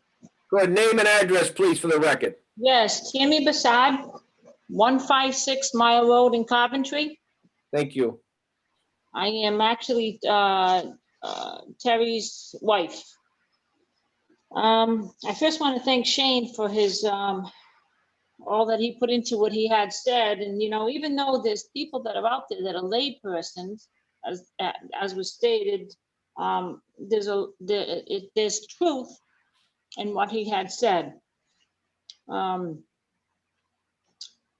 have a few questions, comments, whatever it may be. You know, my main concern here, that I live here, been here for about 4 years, and is a safety issue. And I know a lot of people have talked about safety, but at this point, probably a lot of people have logged off because it's late. Everybody works at night or during the day. You got to go to bed. You got to get up in the morning. The time of this meeting is horrible. Furthermore, before I start the Zoom meeting, I've spoke to, I can't even tell you how many people in Coventry, the elderly who are concerned. They don't even know how to log on to Zoom.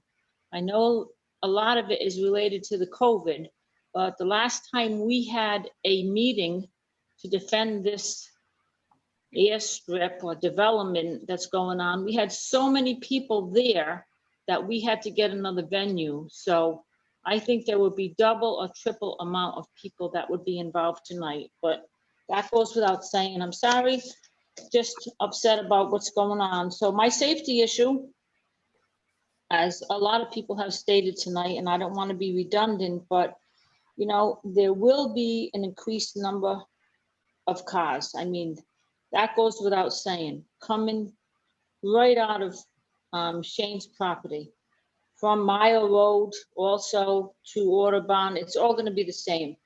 That to me is a huge problem. I'm a nurse. I've been in the ER, trauma, when I've seen people in car accidents.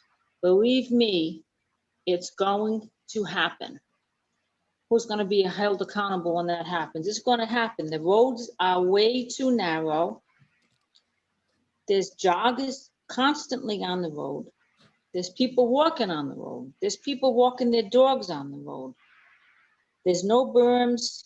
There's no sidewalks. And what drives me even more crazy with this coming in is there's no lights. There's no lights on the road. So to me, this is inevitable. Something is going to happen. And I know the brush is going to be cleared up between on the roads, but these are rows and rows of trees. If there's a sidewalk put in, that would be great. I don't know if it would solve the problem. There's no lights, there's no slow down lights, there's no yellow lights. So, you know, my mom drives on this road every day. And every time you go up and down a hill, or even myself, or people that I've driven with, it's almost so close that you're gonna hit that other person. Never mind if a plow goes by, but you know, we don't wanna get into that. So safety to me is a major concern. I don't know if there's any, if you could say that you're gonna put lights on the road. I mean, I can't see how you're gonna put a development in that should be 16 houses or condos. That would be probably sufficient to a lot of people. I don't know if you can answer that, if there's gonna be any lights. Are there gonna be sidewalks? Are there gonna be berms on the road? Can anybody answer that question? I wouldn't think we have any control over sidewalks, berms, or lighting, but But you know, I go can't. ahead, I'm so sorry. What if? Mr. Chair, if I may, Yeah, go ahead, Mr. Paglerini. if it's to the board's liking and, I agree with that statement. I will direct that we put a sidewalk, an asphalt sidewalk on our frontage on Town Farm Road within the limits of our frontage. If that, it may not give somebody some temporary reprieve if there's oncoming vehicles, if they happen to be jogging downtown Farm Road. I mean, I can't do the whole road, but I'd be willing to put a sidewalk across whatever couple hundred feet of frontage we have. I mean, that may help, but I don't see it being a answer to the problem because, No. that road is long, but I do appreciate the feedback. Thank you. Another thing that I just need to get off my chest, like a lot of people have said, I think everybody that's come on tonight and a couple other nights before that actually can stay awake during this meeting because we have to go to work in the morning, I do too. Right, absolutely. I moved here because of the quiet, tranquil peace of this area. I follow my rules every day. Everybody has to follow the rules. So why all of a sudden are we not following the rules with this RR3? I mean, what's going to be next? What are you going to do next to this area? I think it's just goes without saying. I mean, it's just a fact. How can you go into a book and just change the rules? I know that everybody has to say that, but I have to defend my own home and my own property. I have to defend this. This isn't something I should have to do at this point in my life. So I'm very frustrated with that. And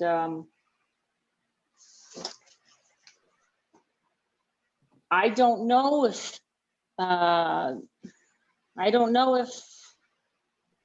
actually you can change the rules like that. Is there a law somewhere? I don't know. I don't know, but I'd like to thank the board actually for their time. I've been, thank you. I know it's late. But I think the safety is going to be the biggest problem. It's going to be the biggest problem. Who's going to be held accountable when there is a car accident? If someone dies, because it's going to happen. There's no doubt in my mind with the no lights, plows, buses, FedEx, Amazon, buses. But I think that's all I have to say because I think everybody has said enough. But thank you for your time and thank you, Council. I appreciate it. Thank you for your comments. You're welcome. Okay, Mr. Crossman, who's next in the queue? Okay, at this time, I'm gonna bring on John Wright. John, I brought you in. Could you please unmute yourself and just state your name and address for the record, please? Hey, this is John Wright, 591 Fish Hill Road. My concern, Fish Hill Road? my concern, I'm sorry, Fish Hill Road, right? correct. My concern is we just recently moved down here. And we moved in the area because of the zoning. And I don't think it's appropriate that we should get rid of the RR3 requirement just for this project.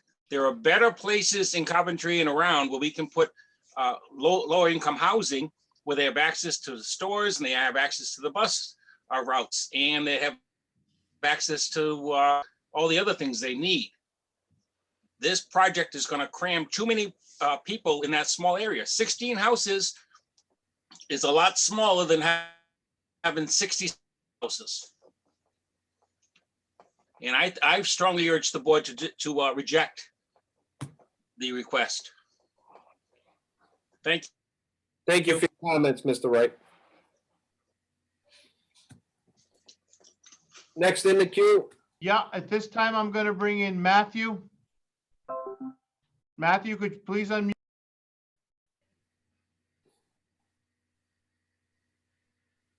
You there, Matthew?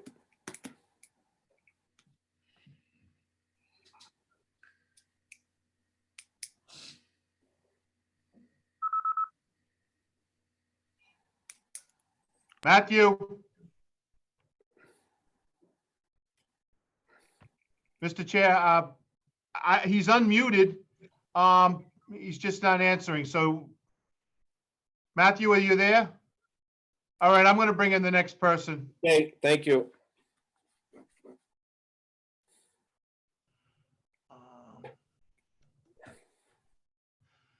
Tracy Jordan, could you please unmute?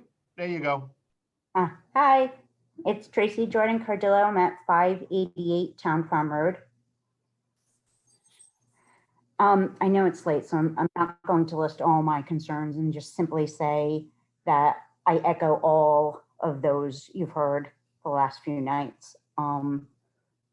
There are safety concerns, and that is a blind spot. You can't just simply cut down brush around it. You would have to actually take property from residents over there to and kind of straighten out that road. There are a lot of people who go off the road. Just this summer, we had somebody who crashed into a pole and took the power out over there. So it's really commonplace. I've lived over here for over 20 years. So there's definitely considerations as far as safety of current residents, but if you're proposing this, then the safety of those as well.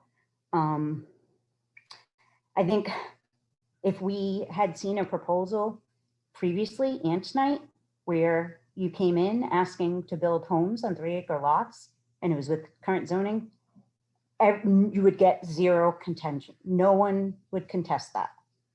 It would have been done. So there's a reason why these ideas have failed. There's a lot of safety and environmental issues. I know there was reports done before about all the environmental concerns with that area specifically. I probably still have a copy of the report.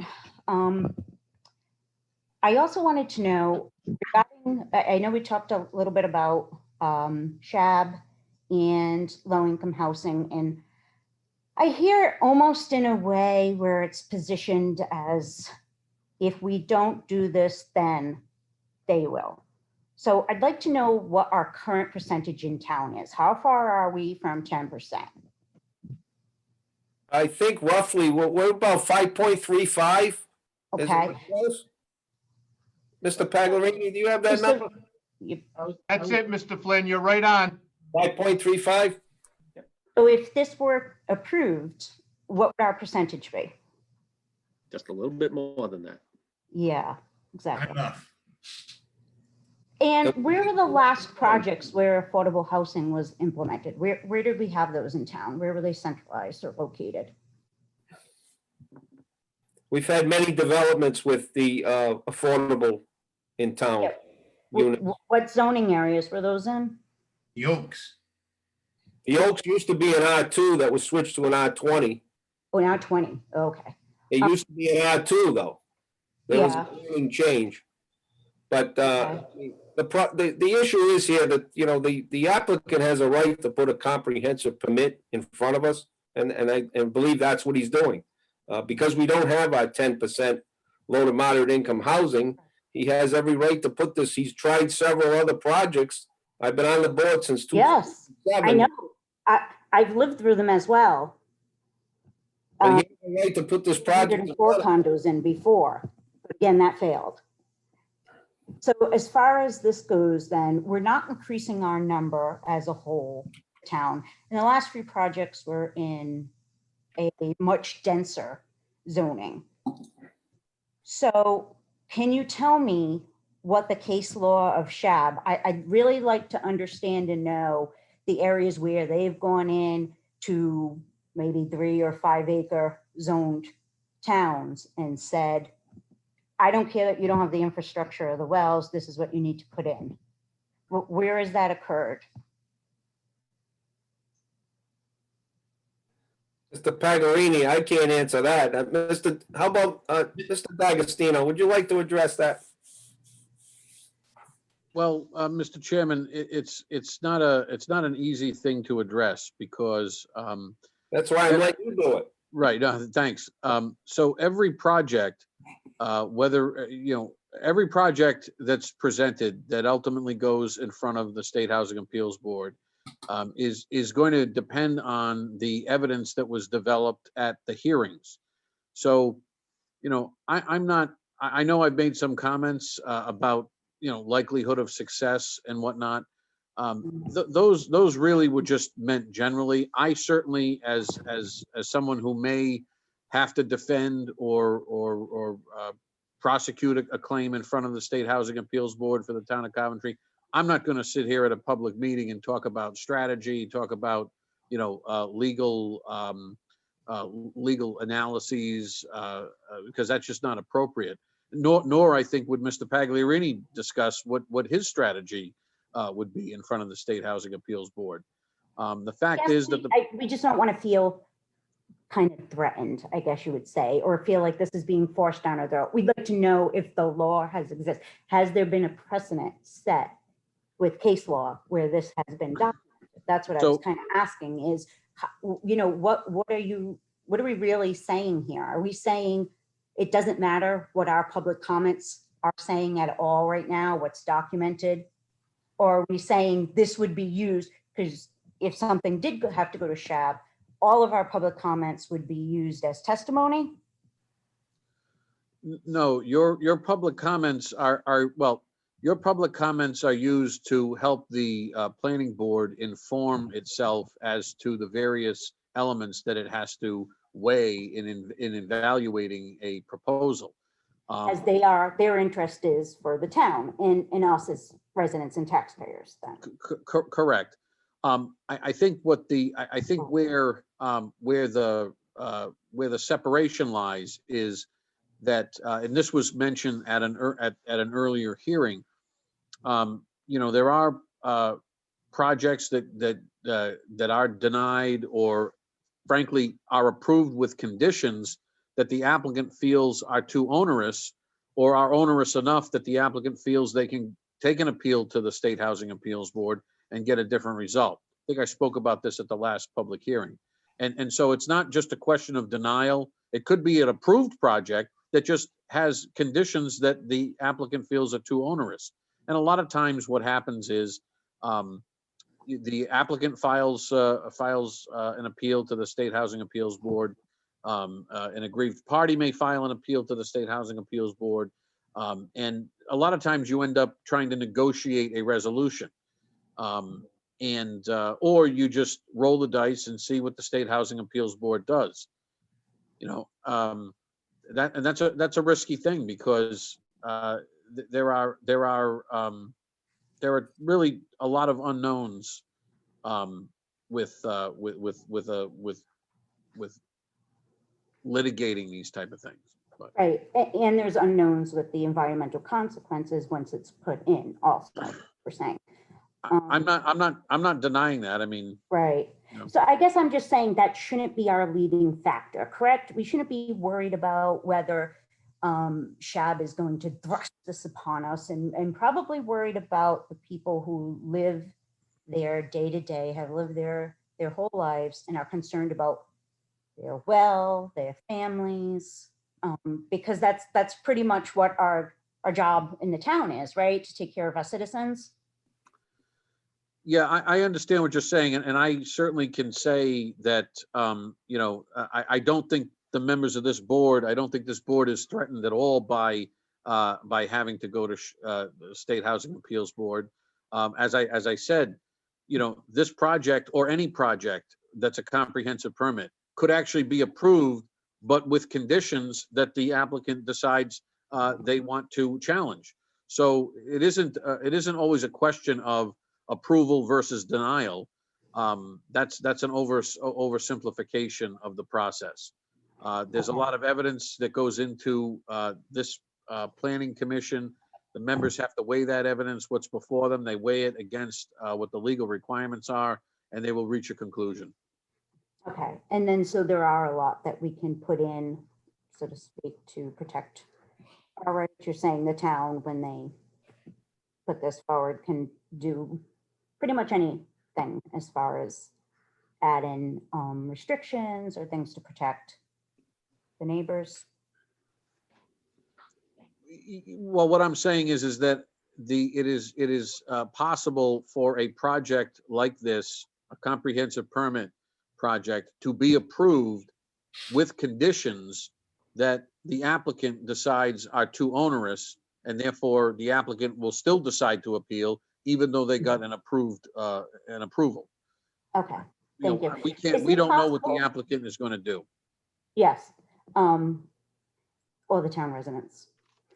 Is it possible if I provide you my email address, which should be linked to my profile tonight as well, that you could speak with me offline to talk about prior case law with CHAB and what we've seen in communities that don't have the infrastructure in place and what's occurred?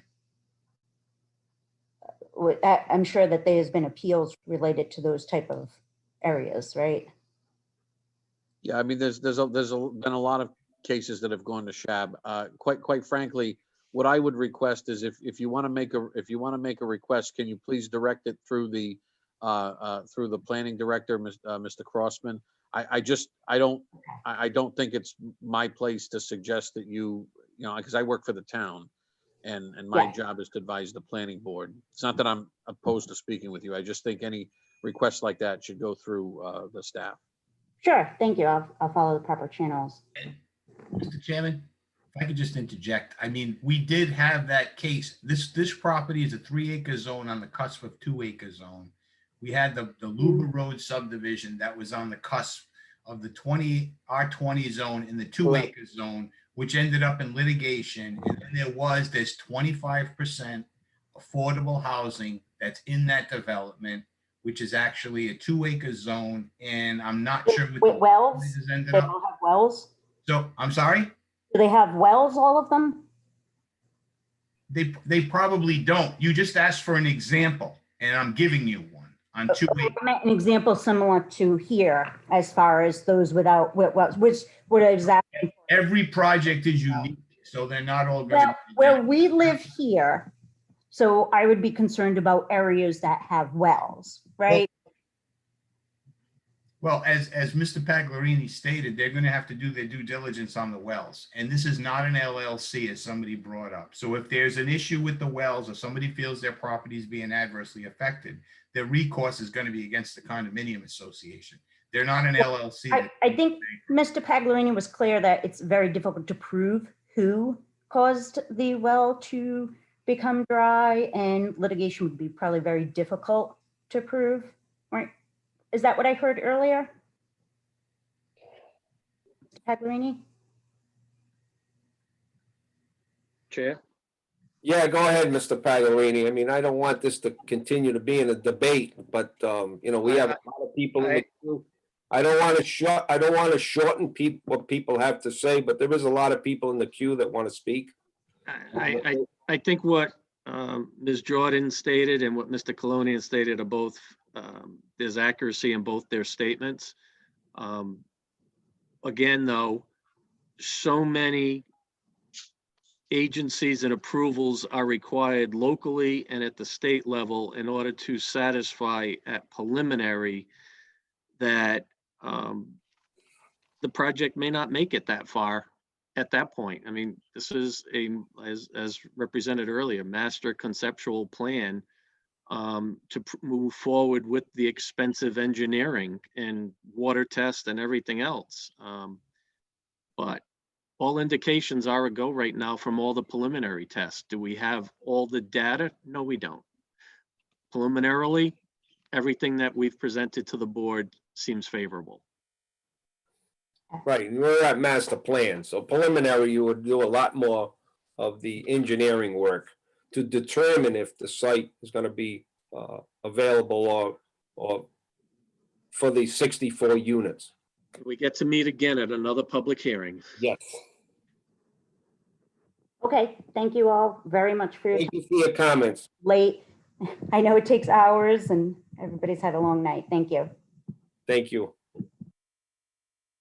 Okay, at this time, I'm going to bring in Matt Felice. Matt, I brought you in. I just state your name and address for the record, please. Matthew Felice, 216 Mile Road. Can you hear me this time? Yes. Oh, thank goodness.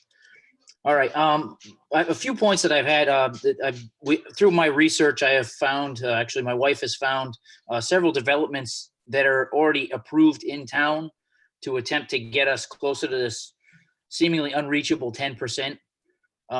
There's one in in the center of New England that's approved for 3,000 units. There is an additional one in Crompton Meadows that is actually under construction right now. That's going to be 25% low to mid-income housing. There's also Willow Lake Assisted Living, which is also going to have a low-income housing. So to characterize Coventry as doing nothing to get towards its 10% is a complete misrepresentation, in my opinion. We are working, but we're working with what we have. If you've got nothing but RR3 to work with, then you have to work within the confines of what you have. Additionally, on this system itself, on this proposal, what I've seen here is you're going to have 64 units. More than likely, these people are going to have 2 cars. Just myself and my wife, we leave the house at a minimum of 2 times per day and come home, because we do have to come home. So that's at least 4 trips going in and out of Town Farm Road. So just doing the math right there is 496 trips. And those trips are going to be between 6 and 9 in the morning and 3 and 6 at night. So you're looking at a vastly increased amount of traffic, in addition to the amount of cut through that is Town Farm is used on. It is a barely 2-lane road with a lot of windy corners. The people the Jordans that live on 600 Town Farm Road, I know the blind corner that she's talking about, and it is not a blind corner because of bushes or roughage or trees. It is a blind corner because you're coming down a hill and turning to the right. So when she pulls out of her driveway, she's taking her life into her own hands. Now, if you add another 496 people, which is the number of trips every day, that's an addition.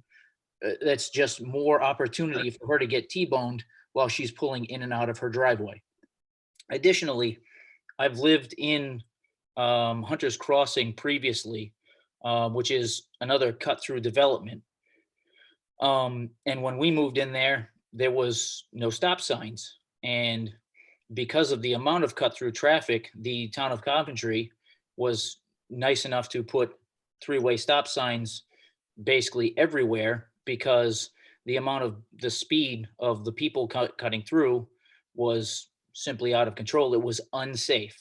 Now, I can guarantee at some point you're going to put a 3-way stop sign at this intersection, because the town of Coventry is going to realize how dangerous all of these people pulling out of one development where there's one way in and one way out will become. It may be before the first fatality, but possibly after the first fatality.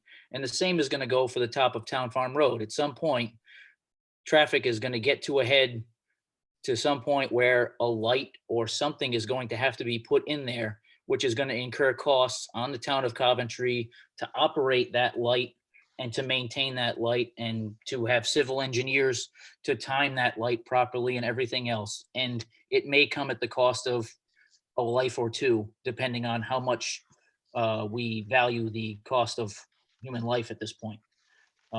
Additionally, there is no, other than the one at Mile Road that I live on, there is one street light on Town Farm Road.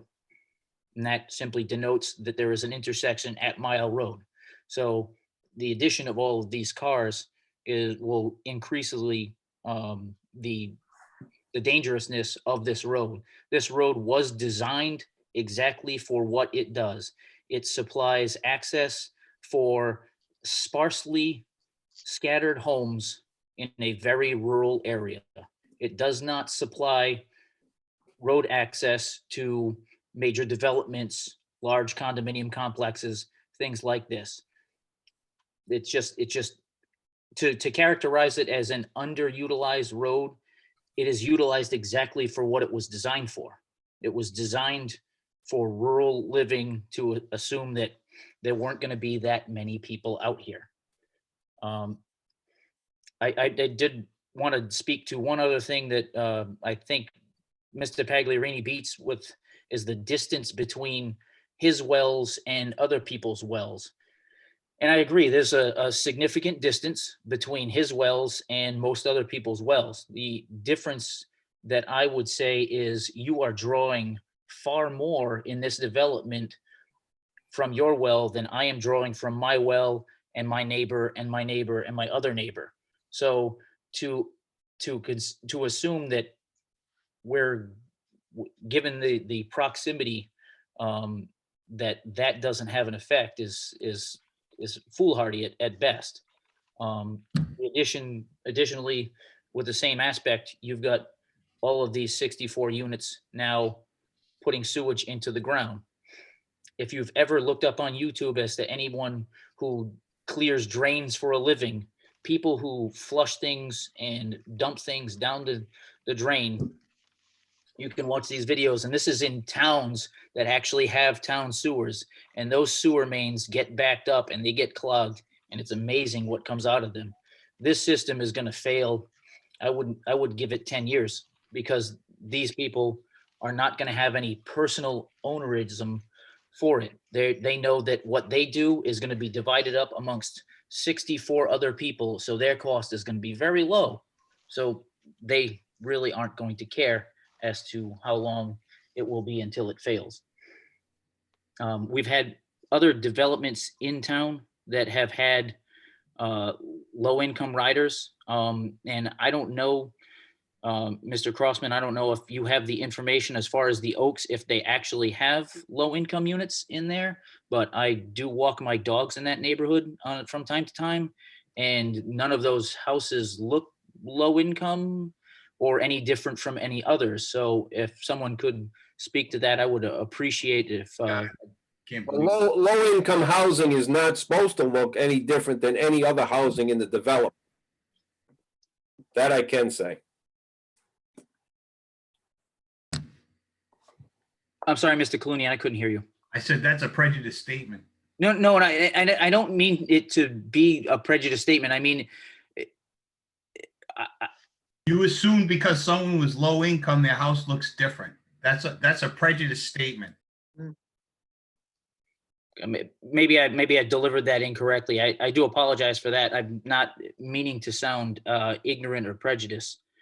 It just, when I looked for a house, I looked at houses that were within my range, not, regardless of really what they looked like.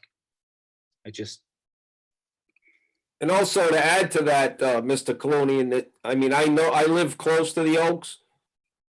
You couldn't pick out which one of those Oaks were low to moderate income. They all look the same, and that's what they're supposed to look like. Hornbeam is the same thing. Hornbeam up in the back off of Black Rock. There's a whole plat back there. They're 25% moderate income.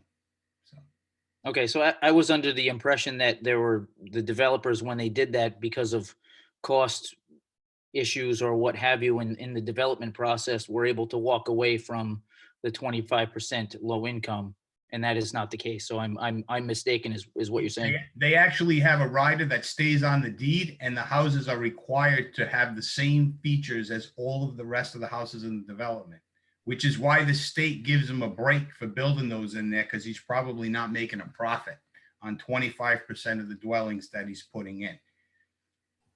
Okay, I apologize again for my ignorance there. I was obviously speaking from an uneducated source of information, and I do apologize again. Matthew, the biggest difference is just the cost of purchasing it. Like Mr. Pagliarini stated, the suggested price for the affordable market houses in the 64 development is going to be $299, whereas the low to moderate income prices are going to be about $269. So that's why it's low to moderate income. It gives those folks a chance that may not be able to afford that higher end house, the ability to purchase that house at a lower price, which Mr. Colunian said, which the developer is probably not making any money on. Okay, so that's basically how it's done, because I've done some research. There's dozens of houses in Coventry that are lower than $269,000 for sale currently. And that doesn't have any effect on our, what's considered low income, low to moderate income? No. Mr. Chairman, I can speak to that if you Yeah, wish. go ahead, Mr. Paglerini. There's a difference between an affordable house and an affordable housing project such as this that has a 30-year, as we described, rider on it, where it has to be affordable, where there's recapture if the value goes up, they have to pay back certain things to Rhode Island Housing. So you may have homes that are less expensive, but they're not deemed affordable, just like, you know, the argument since day one has been mobile home parks should count as affordable housing, but they don't under the statute. The one thing I would like to state to Mr. Felice, if I could, Mr. Chair, Go ahead. is that, you know, several persons now have stated that there's better places to put this, water, sewer, every bus. I mean, that is, I understand why that's being a talking point this evening, because people think that that's the out for the denial. Here's the problem, and here's, you know, Mr. D'Agostino was proper in saying that neither he nor I would express what our strategy would be. But I can tell you that affordable people should be allowed to live in the R5. People should be allowed to live in the R3. It's not exclusive. We can't just create ghettos in the downtown areas and say that. The State Housing Appeals Board will look at the fact that the town may have drawn lines around zoning districts and said, not here. Poor people live over there. And that's really the blunt way to answer Mr. Felice, that everybody should be afforded to live everywhere. And that's the premise behind inclusionary zoning. If there's $1 million development, 25% of that subdivision should be affordable.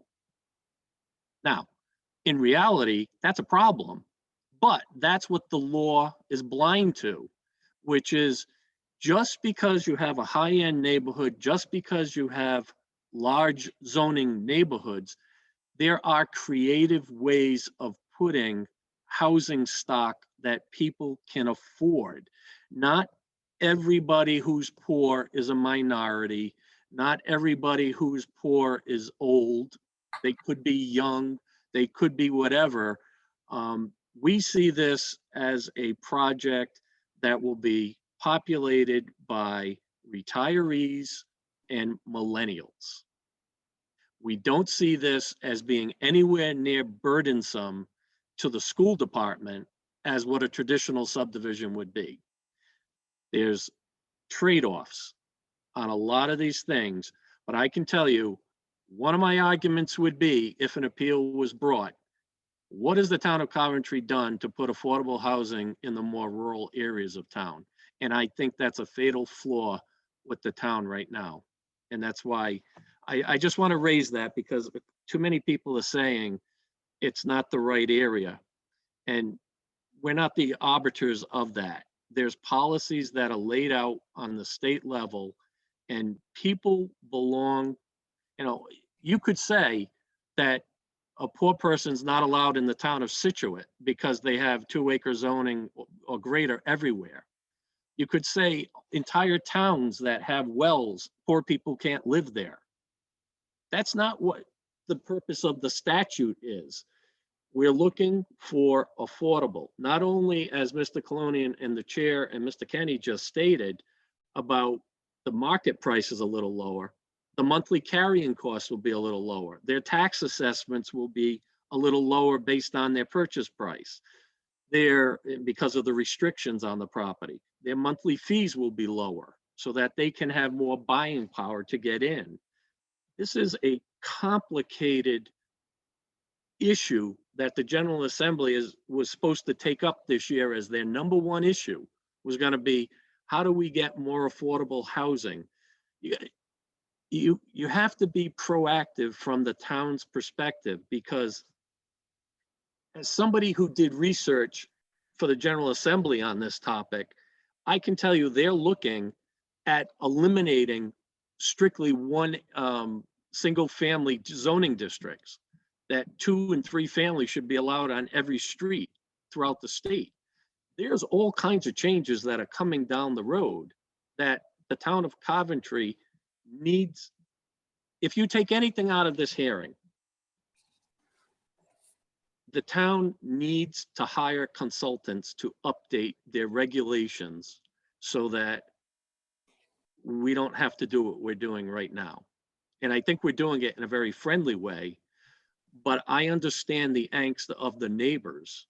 A lot of it is because they don't understand the process like the planning commission does.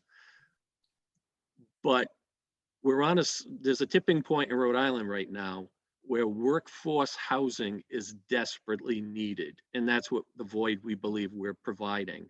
I'll leave it there. Thank you. Thank you, Mr. Paglerini. Mr. Flynn, can I ask a question? Absolutely, Ken. I picked up something on, Mr. Felici said something. There's 3 other projects that has affordable housing. So does that raise that one's being built now and there's 2 on its way? Does that raise our 5.4 or 5.35 up from that?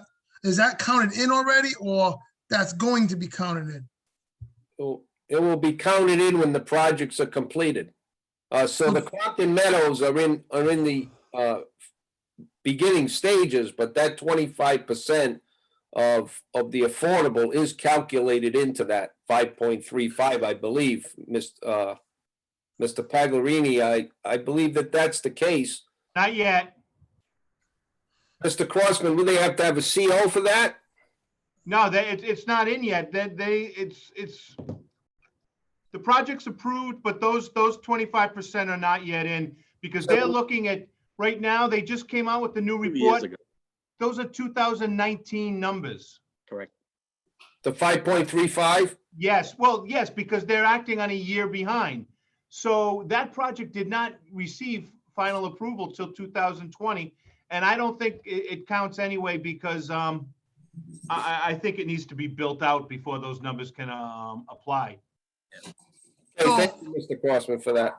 And as far as, I just want to say one more thing. He also mentioned Willow Lakes. That one, we've only seen it master plan. They're supposedly going to be coming in for preliminary very shortly. And I'm not convinced. I heard the 3,000 units over in the center of New England. I'm not aware of that at all. I'm pretty familiar with what's going on over in center New England, and I don't know anything about 3,000 affordable units over there at this time. Thank you, Mr. Chair. Russ, that was the master plan approval on center of New England, 3,000 total units, not necessarily low mod. That was the total units at one point when the whole plan was developed back 15 years ago. I agree. Mr. Chairman? Go ahead. I'm involved in that receivership proceeding involving New England, and I would agree with Mr. Crossman that everything is pretty much still up in the air with regards to that development.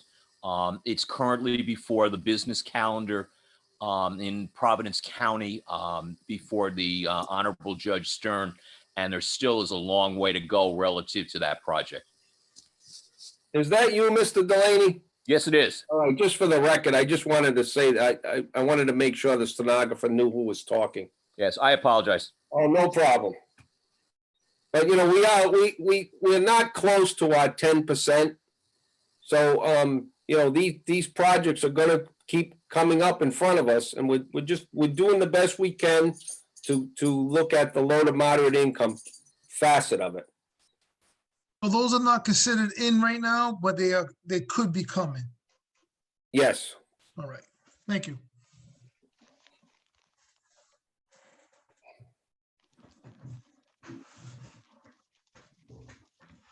Mr. Chair, are you ready for the next person?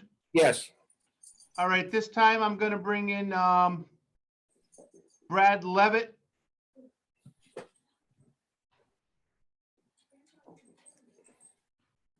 Brad, I brought you in. There you go. I just wanted to talk to the board quickly. Thank you for this opportunity. Name and I address, live please. at 20 Name and address. Brad Levitt, 23 Teakwood Drive West. My father, speaking on his behalf, at 139 Town Farm Road, which I plan on purchasing in the near future. It's been living there for 47 years. I've been living there, moved into Coventry for the ruralness. Many people move into Coventry for either the schools or being the rural community that it is.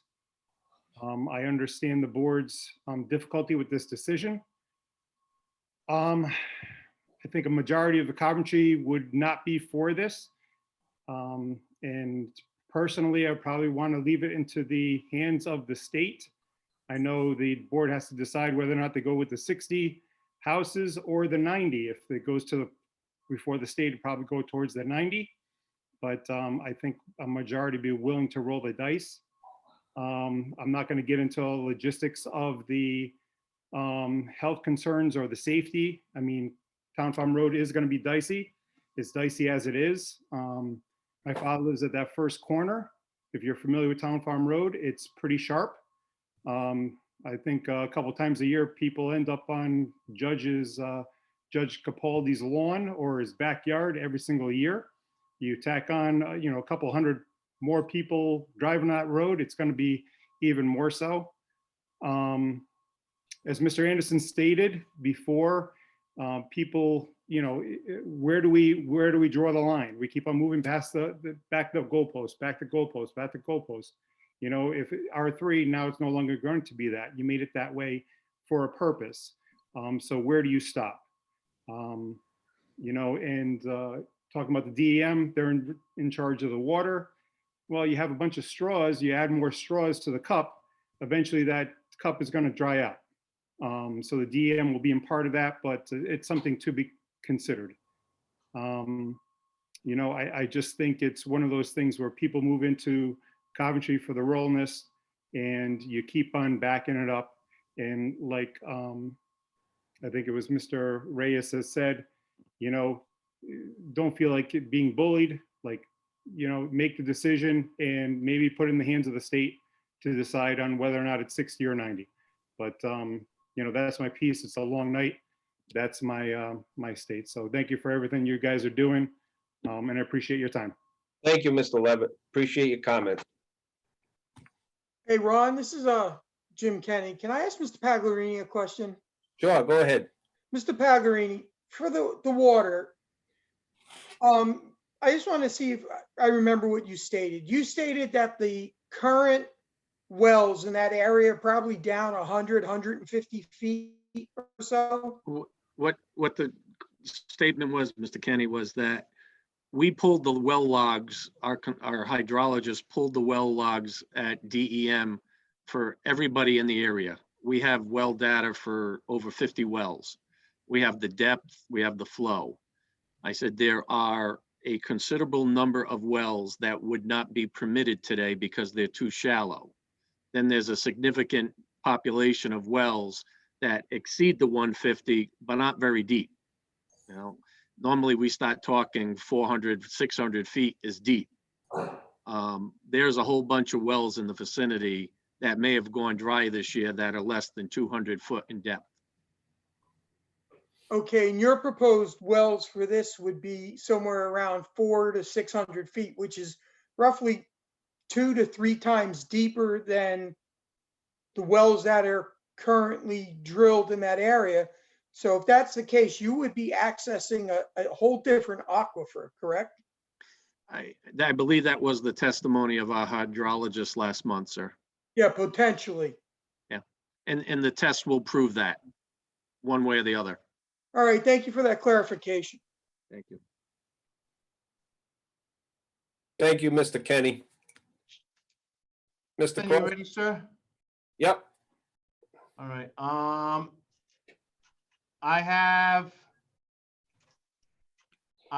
not sure. I could be on repeats now. Diane Jordan, I'm going to bring her, but this is her second time. Do we have anybody that hasn't spoke yet? No. Diane, I brought you in. There you go. Oh, I'm sorry. Was my hand up? I didn't think it was. Whittle. Hello? Well, hello again. Are you all set, Diane? Your hand was up. Oh, I'm so sorry it was up. I am all set right for this evening. Yes. Okay, thank you. Thank you. Okay, I have one more. I have a Michael Eddy. I'm gonna bring him in.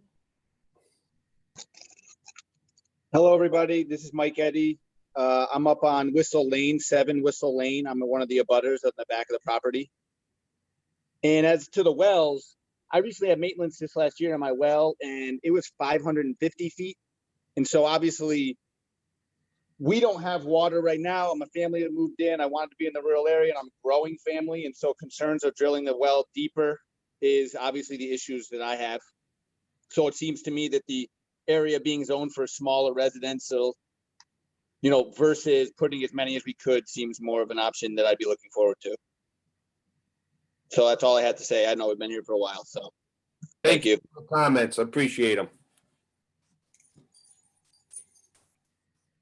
Okay, I have another one who just raised their hand. I'm gonna bring in Deborah Fisher. Deborah, I brought you, there you go. Yes, thank you. My name is Deborah Fisher. I live at 991 Victory Highway in Green, Rhode Island.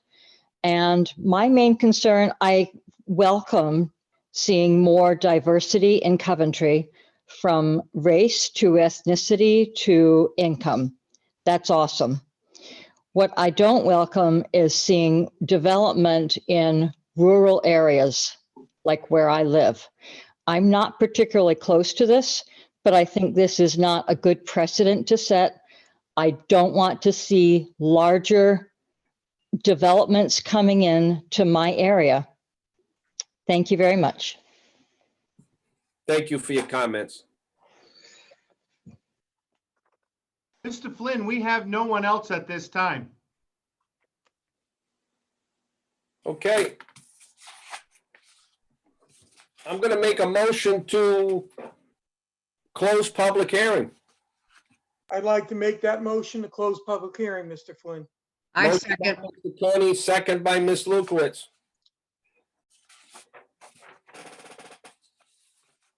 All those in favor, Mr. Reyes? Aye. Mr. Kenny? Aye. Mr. Porcelli? Aye. Mr. Anderson? Aye. Mr. Mattson? Aye. Ms. Lukowitz? Aye. Mr. Clunian? Aye. Chairman Flynn also says aye. Public hearing is closed. Is anybody ready for a 5-minute break? Yes. Thank you. 5 minutes.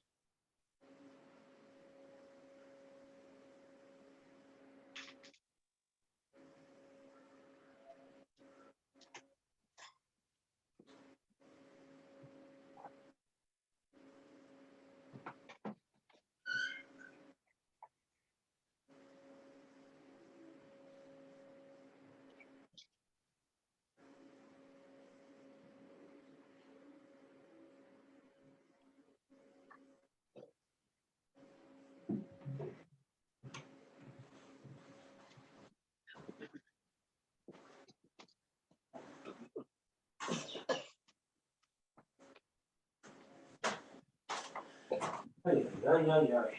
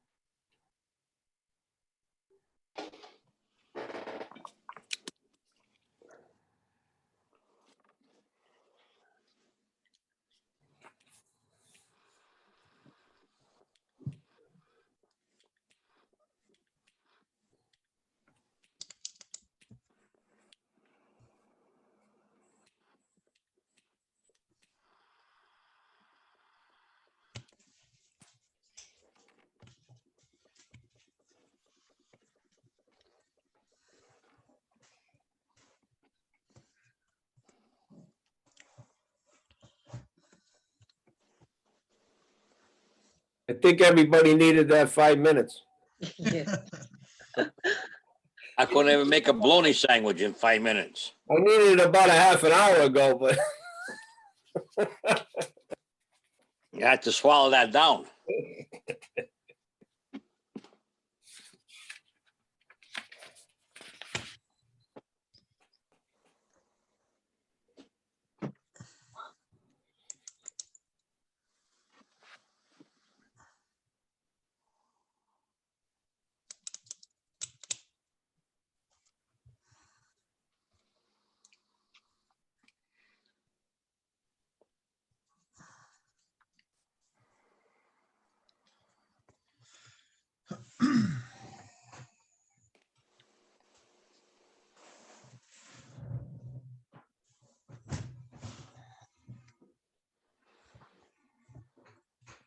Ron, you got everybody back?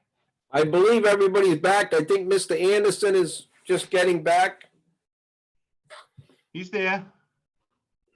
There we go. I think everybody's back. I think we lost Mr. Pacelli again. Hold on. He was here. I'm right here. There he is. I'm having a cigar. And what kind do you have tonight, sir? That's what's What are you- that? What are you smoking, Richard? Nice Connecticut nub. I just had a bologna sandwich. I'm ready to go another 10 hours. Bologna sandwich and a nub. We're ready to go. Okay, boss. Only in America. All right, Mr. Pagarini, you want to go through the waivers? How do you want to proceed on this? All right. Okay, the waivers. What I did with the waivers is I arranged them in bulk format, if you will, such that similar items are apportioned accordingly. Under waiver request, items numbers 1 through 15 are deferrals to preliminary for major land development project checklist waivers. So if the board saw fit to approve those deferrals until preliminary, then they could vote on items 1 through 15 with one vote. That's how I set it up to make it more expeditious. I don't have an issue with that. Any other board members have an issue with that? Nope. So the 1 through 15 are waivers of the You want major. to push the preliminary, correct? Correct. And similarly, the comprehensive permit checklist waivers are 16 through 21. So those are deferrals to preliminary. Okay. If the board wanted to vote on 1 through 21, if they saw fit to grant those waivers, I believe one motion would suffice, but I'll defer to your solicitor. Yeah, question. Carl, you got your hand up? Yeah, where are we going to find the list of the waivers that he's talking about? Are they in the most recent packet? Yes, they're in the director's report. They're in the recent director's report. Carl, I had emailed these out on Friday. Didn't you come pick up a copy? If you didn't, it was emailed to you Friday. I don't believe I did. All right. I had listed them in my director's report, but if you also look at that thick packet that was in they're all identified in that thick packet. Page 70, 71, and 72. Okay.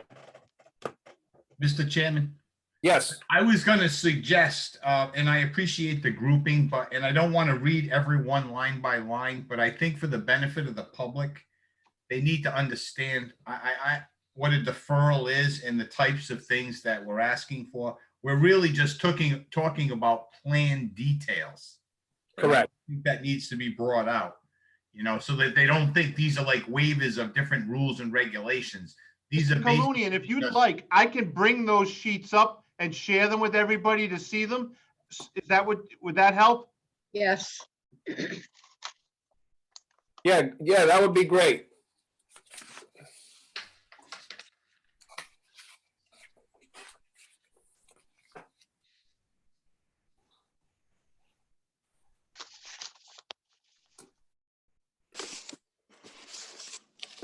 John, what sheets were those in the packet? I'm looking at 70, 71, and 72 as the bottom of them, the page numbers.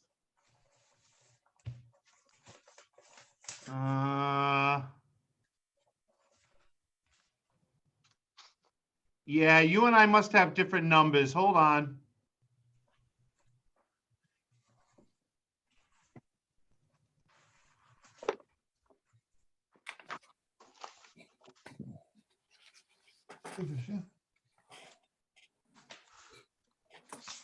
I got it. Yep, the end of the narrative. Yep, I got it.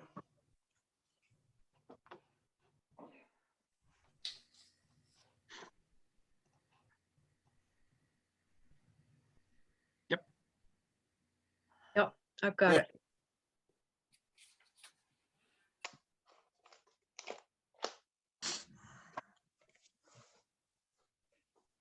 So as applicable, these items will be deferred.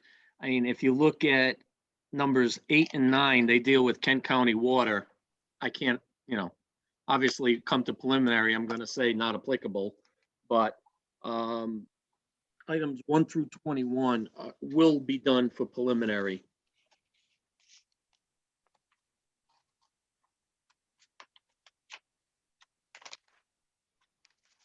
Okay.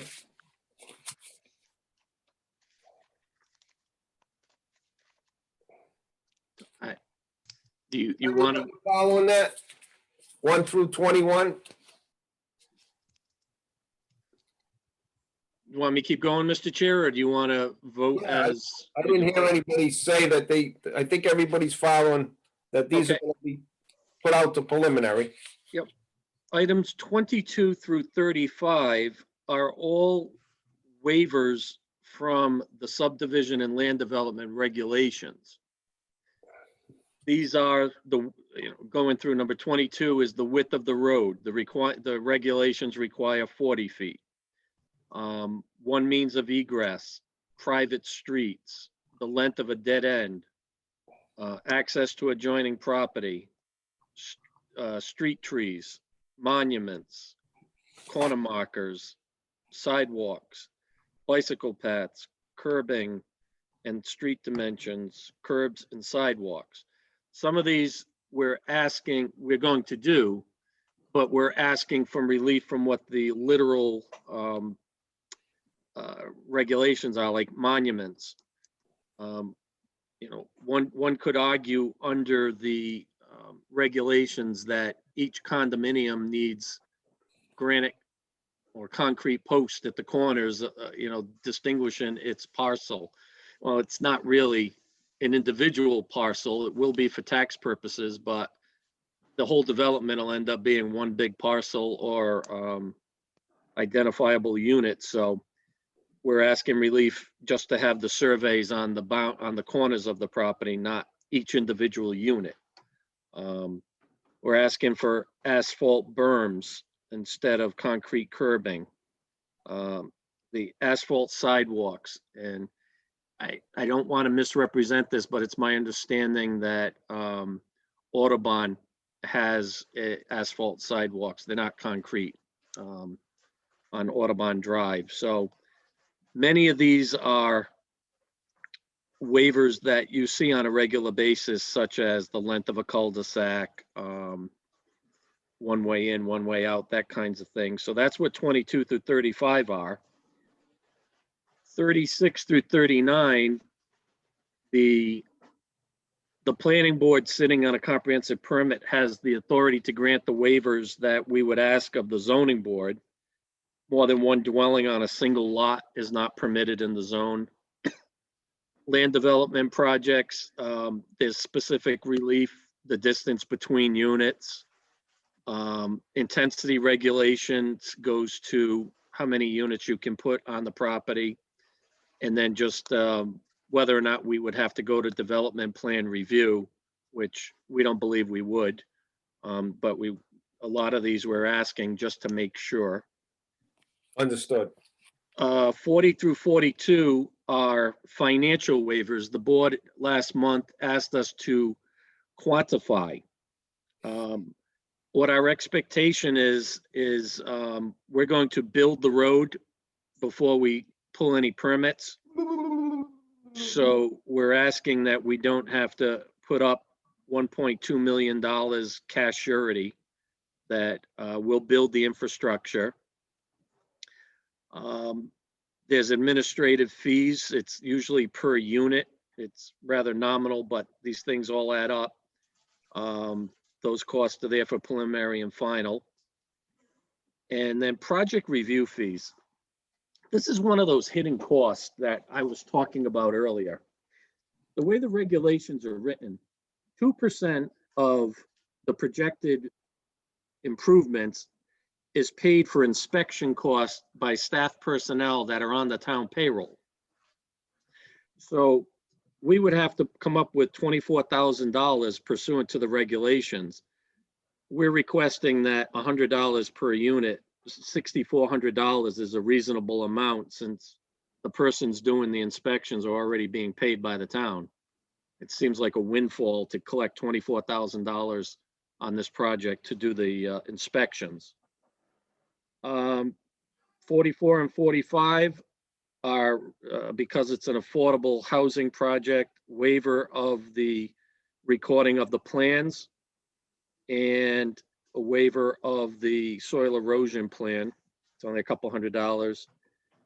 And then going to the town council for 46, 47, and 48, which would not be voted on by the board tonight. We would have to go to council. Right, we have no purview on that. Right. Well, personally, I think you do, but I'm not going to argue that point. But 46, 47, and 48 will go to council. So. Okay, well, Mr. Pagliarini, normally on the waivers, I mean, in a lot of the other projects, we waived the fees on the low to moderate income aspect of it. Mhm. If anybody else on the board would like to comment on the waivers, feel free. Anybody have any questions at this point? Just, Mr. Chairman, just a comment. When you say that you, on only the affordable units, that you're referring to the fees to the town council. The rest of the fees that are included here are fairly nominal. I mean, whether it's everything, that's just an observation. But the other thing I wanted to point out, and again, for the good of everybody that might be watching, like curbing and sidewalks, some of those standards are established because in the future, the town is the responsible party for the maintenance. In this case, they're not. It would be the condominium association. So asking for those waivers really has no impact on the town. Whatever they build is what they get. None of that's being turned over to the town for future maintenance or liability. So as far as that goes, I just wanted to bring that up so that I don't even find those to be problematic. And everything else basically will show up on the next plan set that we get if we get to preliminary approval, and then there'll still be additional public hearings, and we'll have an opportunity to further decide what we're going to do about what's shown on the plans. I think that's why Mr. Paglarini wants to push these off the preliminary. We'll have a better idea at that point. Yeah, that's fine. That's reasonable. Yeah.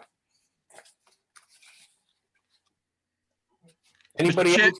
Mr. Chairman, if I may? Go ahead. As far as the fees, with the way our economy is going, and the way our town with budgets and everything else, I would request that none of these fees be waived. I mean, an example of 24,000 on the inspections. Our electrical, plumbing inspector, electrical inspector, all of those are based on a per diem and come in to do those specifically. So we have a cost that will be associated with those alone, as a separate amount that we're paying. They're not on full-time as employees. They're paid per diem on those inspections. I mean, in waiving any of these others at this point, with the way the town is, I would ask that none of these fees be waived under the circumstances. That, again, it's up to you. It's yours on the upper ones, but I just like to remind you that every dollar counts for the town as well. I agree. I don't like to waive many fees anyway. I mean, if somebody's building a house in their yard, they don't waive. There are no fees are waived for them. So I'm with you. The town needs all the revenue they can get right now. There are too many waivers. Too much money. Looks like it's about $30,000, right, Mr. Paglarini? Not including the town council stuff. Actually, it's probably closer to 25 because you offered, yeah, so we're talking $25,000. Mr. Flynn, if I may. Yeah, go ahead, Mr. Crossman. And one thing I wanted to talk about, number 40, the 1.2 million. He does not have to put up a cash bond. He can put up it used to be that you had to come up with the cash. You don't have to. You can come up with a surety bond to guarantee the 1.2 million. I understand this is going to be a private road, but the town is still going to do inspections on this road and have to approve it at different stages. So I would, even though it's going to be a private road, we've always done it in the past. Most recently, we just released the last bond amount for a client, I believe, of Mr. Paglarini's over on 102, Mr. Prakashanti. That was a private road and a bond was posted on that one. So I would recommend that we do make sure that he doesn't have to come up with the cash bond, but we come up with a surety bond on this one. That would actually be acceptable. Bonding is a lot less onerous on an affordable project than coming up with 1.2 million cash. Okay, thank you. So you're agreeable with that, Mr. Paglarini? Yeah.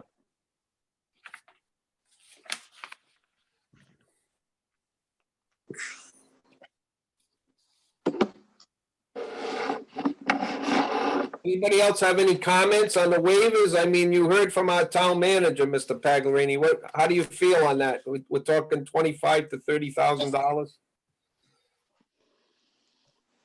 It shouldn't be waived. Before I answer that, Mr. Chair, what is the reaction to 22 through 35 before I answer 40 through 45?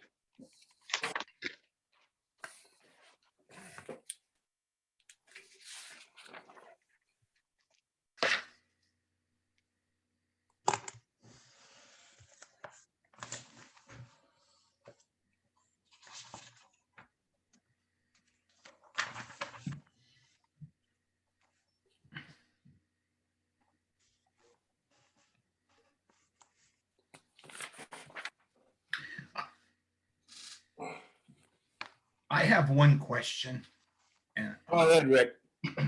again, I don't have the plan in front of me, and I know this is pretty much a property with limited frontage. But there is no other means for emergency access into the rear of the property. Is that correct?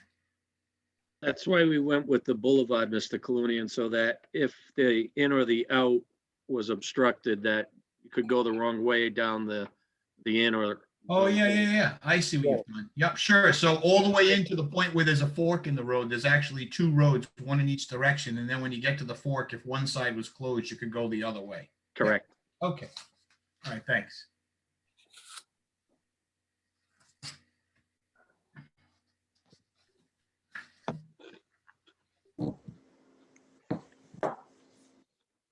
I don't have any issues with those, Mr. Paglerini. Anybody else on the board have any issues with those? I don't. If hearing none, Mr. Chairman, then 41, 42, 43, 44, and 45, I'm okay if those requests are denied. 40 becoming a bond. Okay.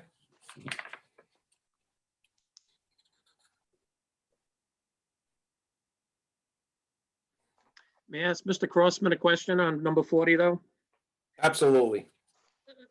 Mr. Crossman, we asked for no maintenance guarantee because it's a private road. Would you require a maintenance bond be held for a year or two after the road is accepted? Well, it's technically not accepted, so it's a private road. That is a good question. I believe what we did with the last one was once the town engineer does his final inspection, signs off, and then it's a 2-year maintenance period starts.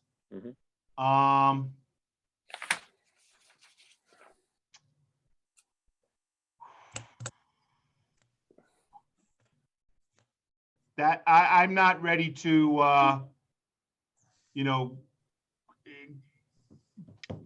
Again, it would be a bond if it was applicable. Say that again? The maintenance would be a bond if applicable, correct? It would be a bond, absolutely. Okay. So is that a waiver then, Russell, or does the ordinance does the financial guarantee allow for cash or bond? It allows for a surety, or I also believe lately, Mr. Paglerini, I've had some people provide lines of credit. A letter of credit. Letter of from credit. Yeah. Okay. So there are different avenues other there, whereas going back, say 5 years ago, it was cash only. Right. So is that waiver required or not? I don't believe it is required because Mr. Paglerini was willing to agree to it. Right, but I just didn't know he's willing to agree to a bond, not cash or surety. So that's what I wanted to make sure. If the ordinance already allows for the other options, then it's not going to be a waiver. That is correct. The ordinance does allow for the other options. Thank you.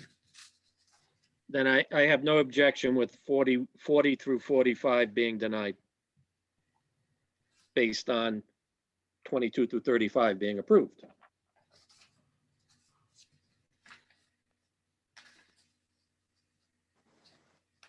I don't have any issues at all on the waivers as they've been presented. Anybody else on the board have anything else to say on the waivers?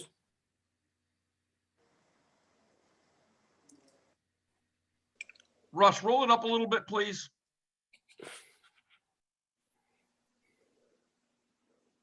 I going the right way? Yes. Good, thank you.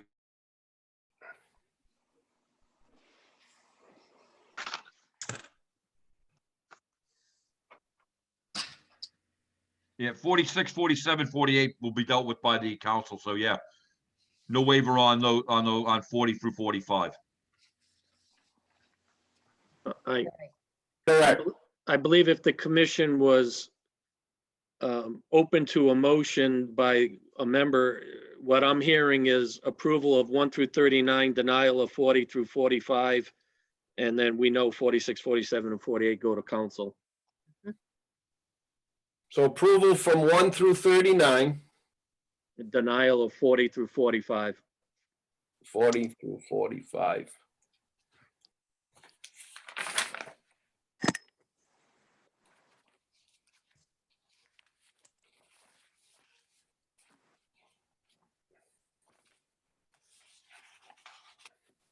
Anybody else on the board have any questions on the waivers?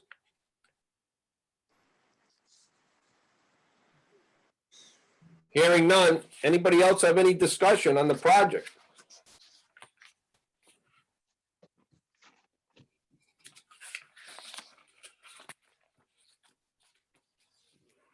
I think we're ready to entertain a motion on to approve or deny this project.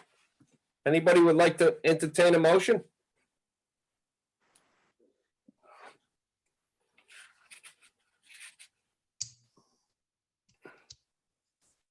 Rick, I hear you talking. I think you're on mute.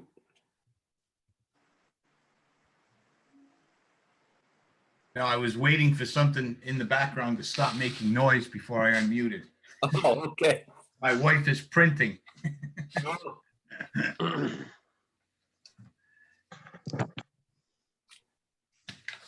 I'll take a stab at this for what it's worth then. Okay. Thank you, Mr. Colonian.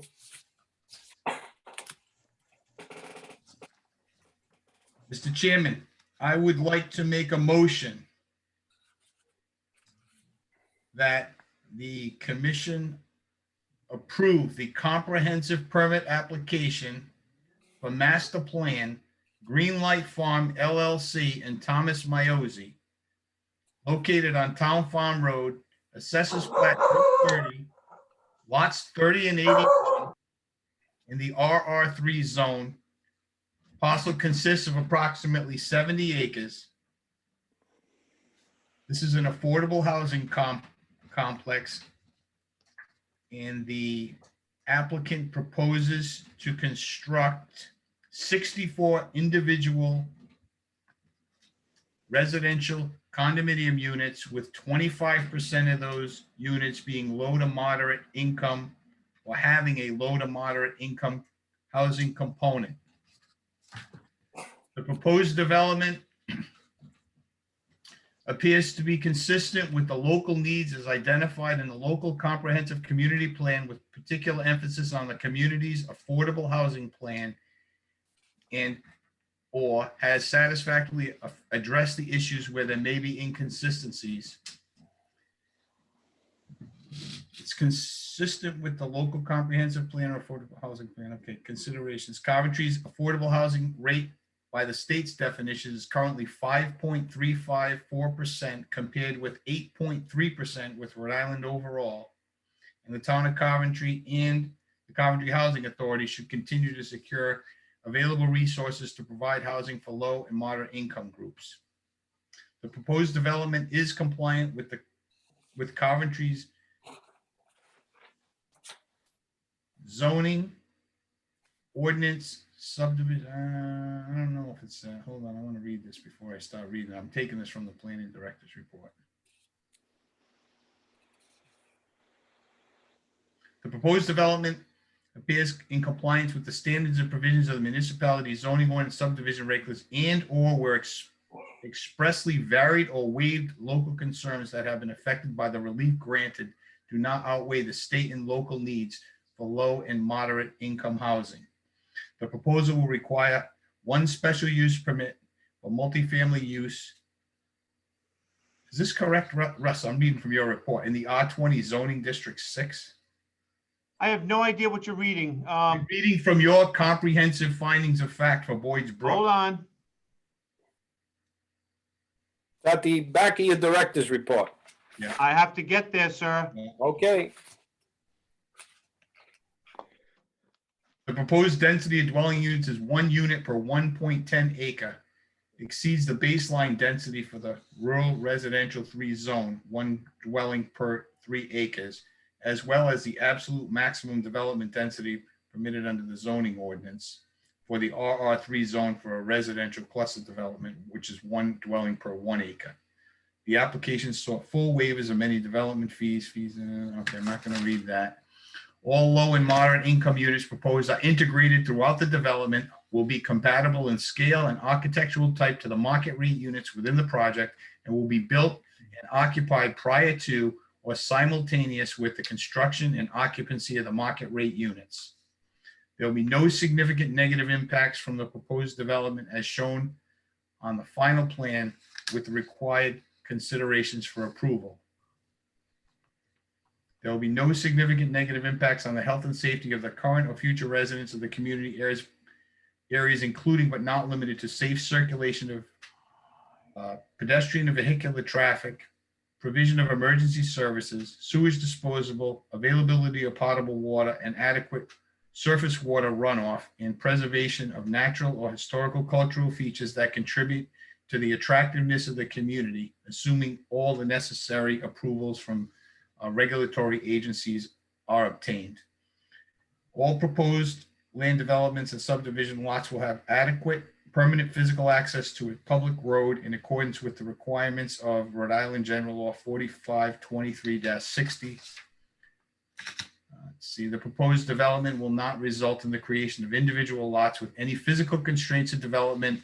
That building on those lots according with the pertinent regulations or building standards would be impractical unless created only as permanent open space or permanently reserved for a public purpose on the approved recorded plans. This approval will include waivers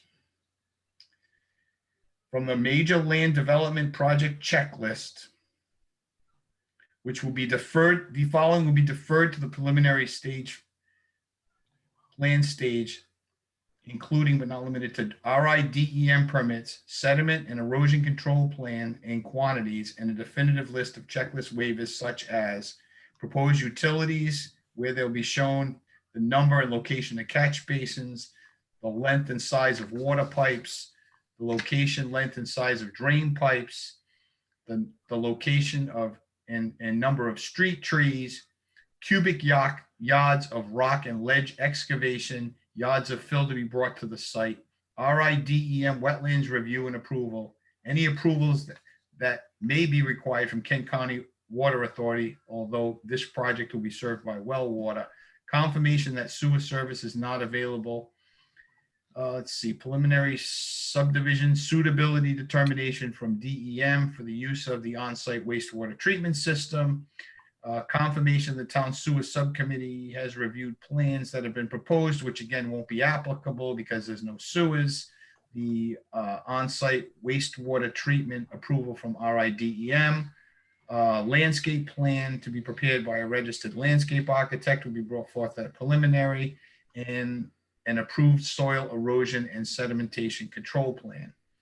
Additionally, the following waivers will be issued for the following comprehensive permit checklist, including, let's see, these will be deferred to the preliminary plan stage, RIDEM permits, soil, sediment, and erosion control plan and quantities, which would be the provisions for collecting and discharging stormwater, landscaping improvements, utility plan showing location and types of water supply, including hydrants, sewage disposal, and exterior lighting, erosion and sediment control plans, local fire district written assessment of water flow requirements, which is currently under fire marshal review, and evidence of the RIDEM approval of the on-site wastewater treatment system. The following subdivision and land development regulation waivers are hereby approved, which would be the reduction in right-of-way width from 40 feet to what's shown on the plan, the street layout, the private streets, dead-end streets, access to adjoining property, street trees, monuments, survey lot corner markers only for the existing parent tract, not individual lots. Sidewalks on one side of the road will be permitted. No bicycle paths in the subdivision. Curbing and intersection like curves will be bituminous concrete Cape Cod type berms. Street dimensions as shown on plan, proposing the entrance boulevard with the lane width of 20 feet and a 1-foot asphalt berm on each side. The center of the boulevard will be 12 feet wide, landscaped area with a total boulevard width length of 56 feet plus or minus. The remaining driveways will be two-way, 24-foot wide travel lanes and a 1-foot asphalt berm for a total width of 26 feet. No additional street standards for the there are no street standards in the development for the RR3 zone. Curbs and sidewalks will be in lieu of concrete, there'll be asphalt. And let me see, zoning waivers.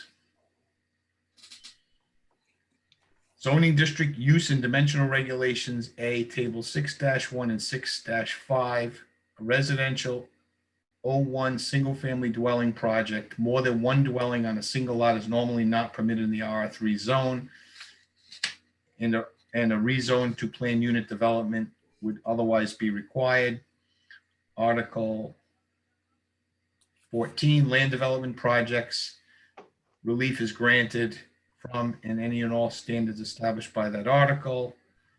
Intensity, 64 dwelling units are proposed, which exceed the underlying zone density of 19 units.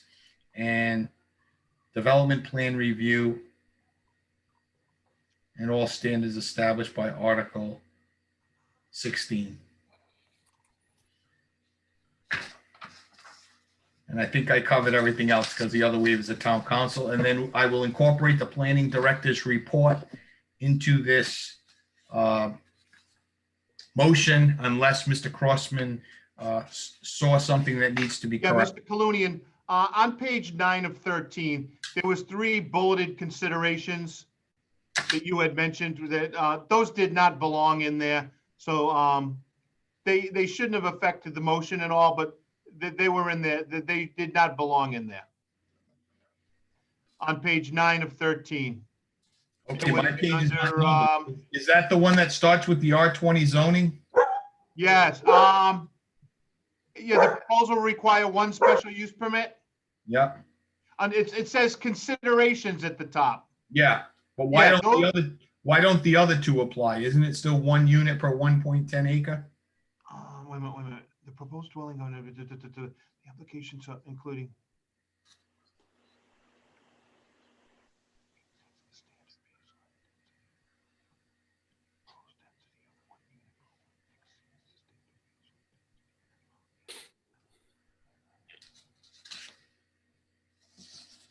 Yeah, I don't think it belonged. It wasn't part of the. I'll strike that from the motion and we'll leave it at the proposed development is in compliance with the standards and provisions of the municipal zoning ordinance and subdivision regulations and or were expressly varied or waived. Local concerns that have been affected by relief granted do not outweigh the state and local need for low and moderate income housing. And Rick, Yes, because you incorporated my report in, when I draft your decision, if it does belong, I'll just incorporate that into the decision. okay. Because you would have hence done so already anyway. Yep, and I will also just point out on page 1 in the description, it still says 96 buildings. I did reword it to 64 when I read the motion. Thank you, sir. And Rick, if I can just add, that director's report also includes the DPW report and the engineer's report.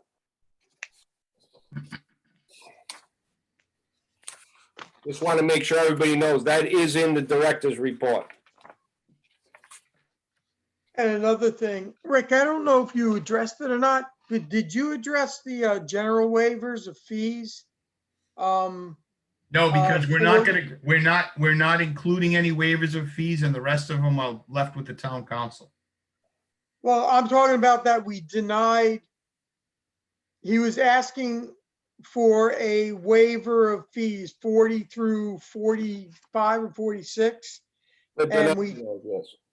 I didn't 40, include, I didn't include them to vote on. They're not included. They're okay, are they supposed to be?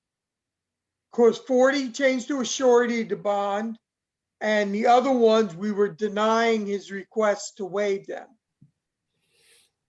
I know, I didn't offer to even include them in the approval. I just left them out. I mean, I'll defer to the chairman of the solicitor, but if I didn't include him in my motion, then he's gonna pay the fees. Exactly. And he's agreed to, Okay, all right. I Yeah. didn't know if we had to address them. no, Mr. Paglerini was on record saying that if we push one through 39, then he would have no objection on denial from 40 to 45. Okay, thank you, Rick, sorry. Yeah, don't worry about it. I have one more comment, Mr. Chair. If I may, I was gonna get a second first before a comment, but, that's fine. Well, oh, go ahead, Mr. Crossman. I just want to say to the board that earlier this evening, It'd be done in 2 minutes. Mr. Paglerini, there was the discussion about putting sidewalk on Town Farm Road in front of the property. I believe he did stipulate he would do that. I'm Yeah. not saying, I don't know if it physically can be done. But he did say that, and that was not mentioned in any motion. I just wanted, I'm just throwing it out there. You can require it as part of an approval, or we can just do it at preliminary. It's gonna be done. Okay, that's fine with me. So Rick, I heard a motion from Mr. Clooney. Do I hear a second? Second it. I have a second from Mr. Porcelli. Do we have any discussion before I take a vote? Mr. Chair, Glenn Anderson. Go ahead, Glenn. I just want to make it clear that this is an RR3 zone. I know the one next to it is an RR2 that has no basis on, with 1 acre lots that has no basis on anything. And I know there's 1 acre lots in the RR3 zone, but you can't make no mistake, it is an RR3 zone. And with the comments to the, outdated quote, comprehensive plan, it's really just the comprehensive plan. We don't have a new one, but it's the comprehensive plan. The Book of Genesis it's not outdated. It's the Book of Genesis. So the comprehensive plan has been perceived, as trumping any ordinances out there. It's been in the past, and I just want this noted, just noted for the record that the comp plan is the comp plan. We followed it in the past.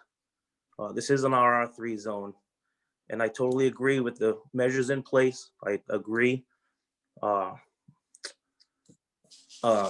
agree with the ordinances. I agree with the comprehensive permit. But I just want to make it known, comprehensive plan still exists, and this is an RR3 zone. Thanks for the time. Absolutely, and I appreciate your comment, but on a comp permit, densities are changed, and we have no control over that density change. That's with the comp permit through the low to moderate income housing. So I have a motion, I have a second. Any other discussion? Yeah, I'd like to say one more thing. I want to add on to that. In the beginning, they pointed out around the areas that changed. The whole point is that people move over there to be out in the rural area. I don't like the rural area, but they like the rural area. All right. And that's the whole point of being out there. And that's all I gotta say. That's it. Changes sometimes is not good. Anybody else? Yes, Mr. Chair. Go ahead, Mr. Mattson. At what point will we find out whether the water is going to be available? In other words, when will we find out from DEM whether this is going to be a suitable project with the water and the requirements for the 64 homes. Mr. Pagarini, go ahead. I think you stated at preliminary, correct? At preliminary, my expectation would be within 6 months. We're gonna try to get all the water testing done before the weather, so hopefully a lot sooner. Thank you. Okay, I have a motion. I have a second. Mr. Kenny, Aye. Mr. Pacelli, Aye. Mr. Reyes, Nay.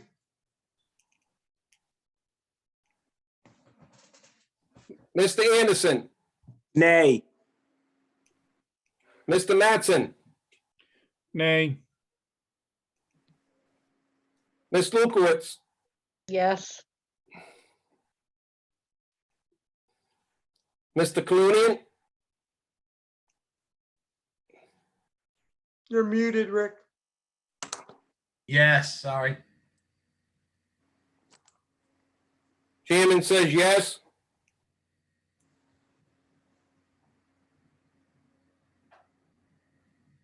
Looks like the motion passes 5-3. If my vote is correct. I have a nay, Mr. Reyes. I have a yes, Mr. Kenny. Yes, Mr. Pacelli. A nay, Mr. Anderson. A nay, Mr. Mattson. A yes, Ms. Lukowitz. A yes, Mr. Clooney, and a yes, Chairman Flynn. The motion passes 5-3. Thank you, Mr. Chair and board members, for your time and indulgence. Thank you. Thank you. Thank you. Good job, Rick, on the motion.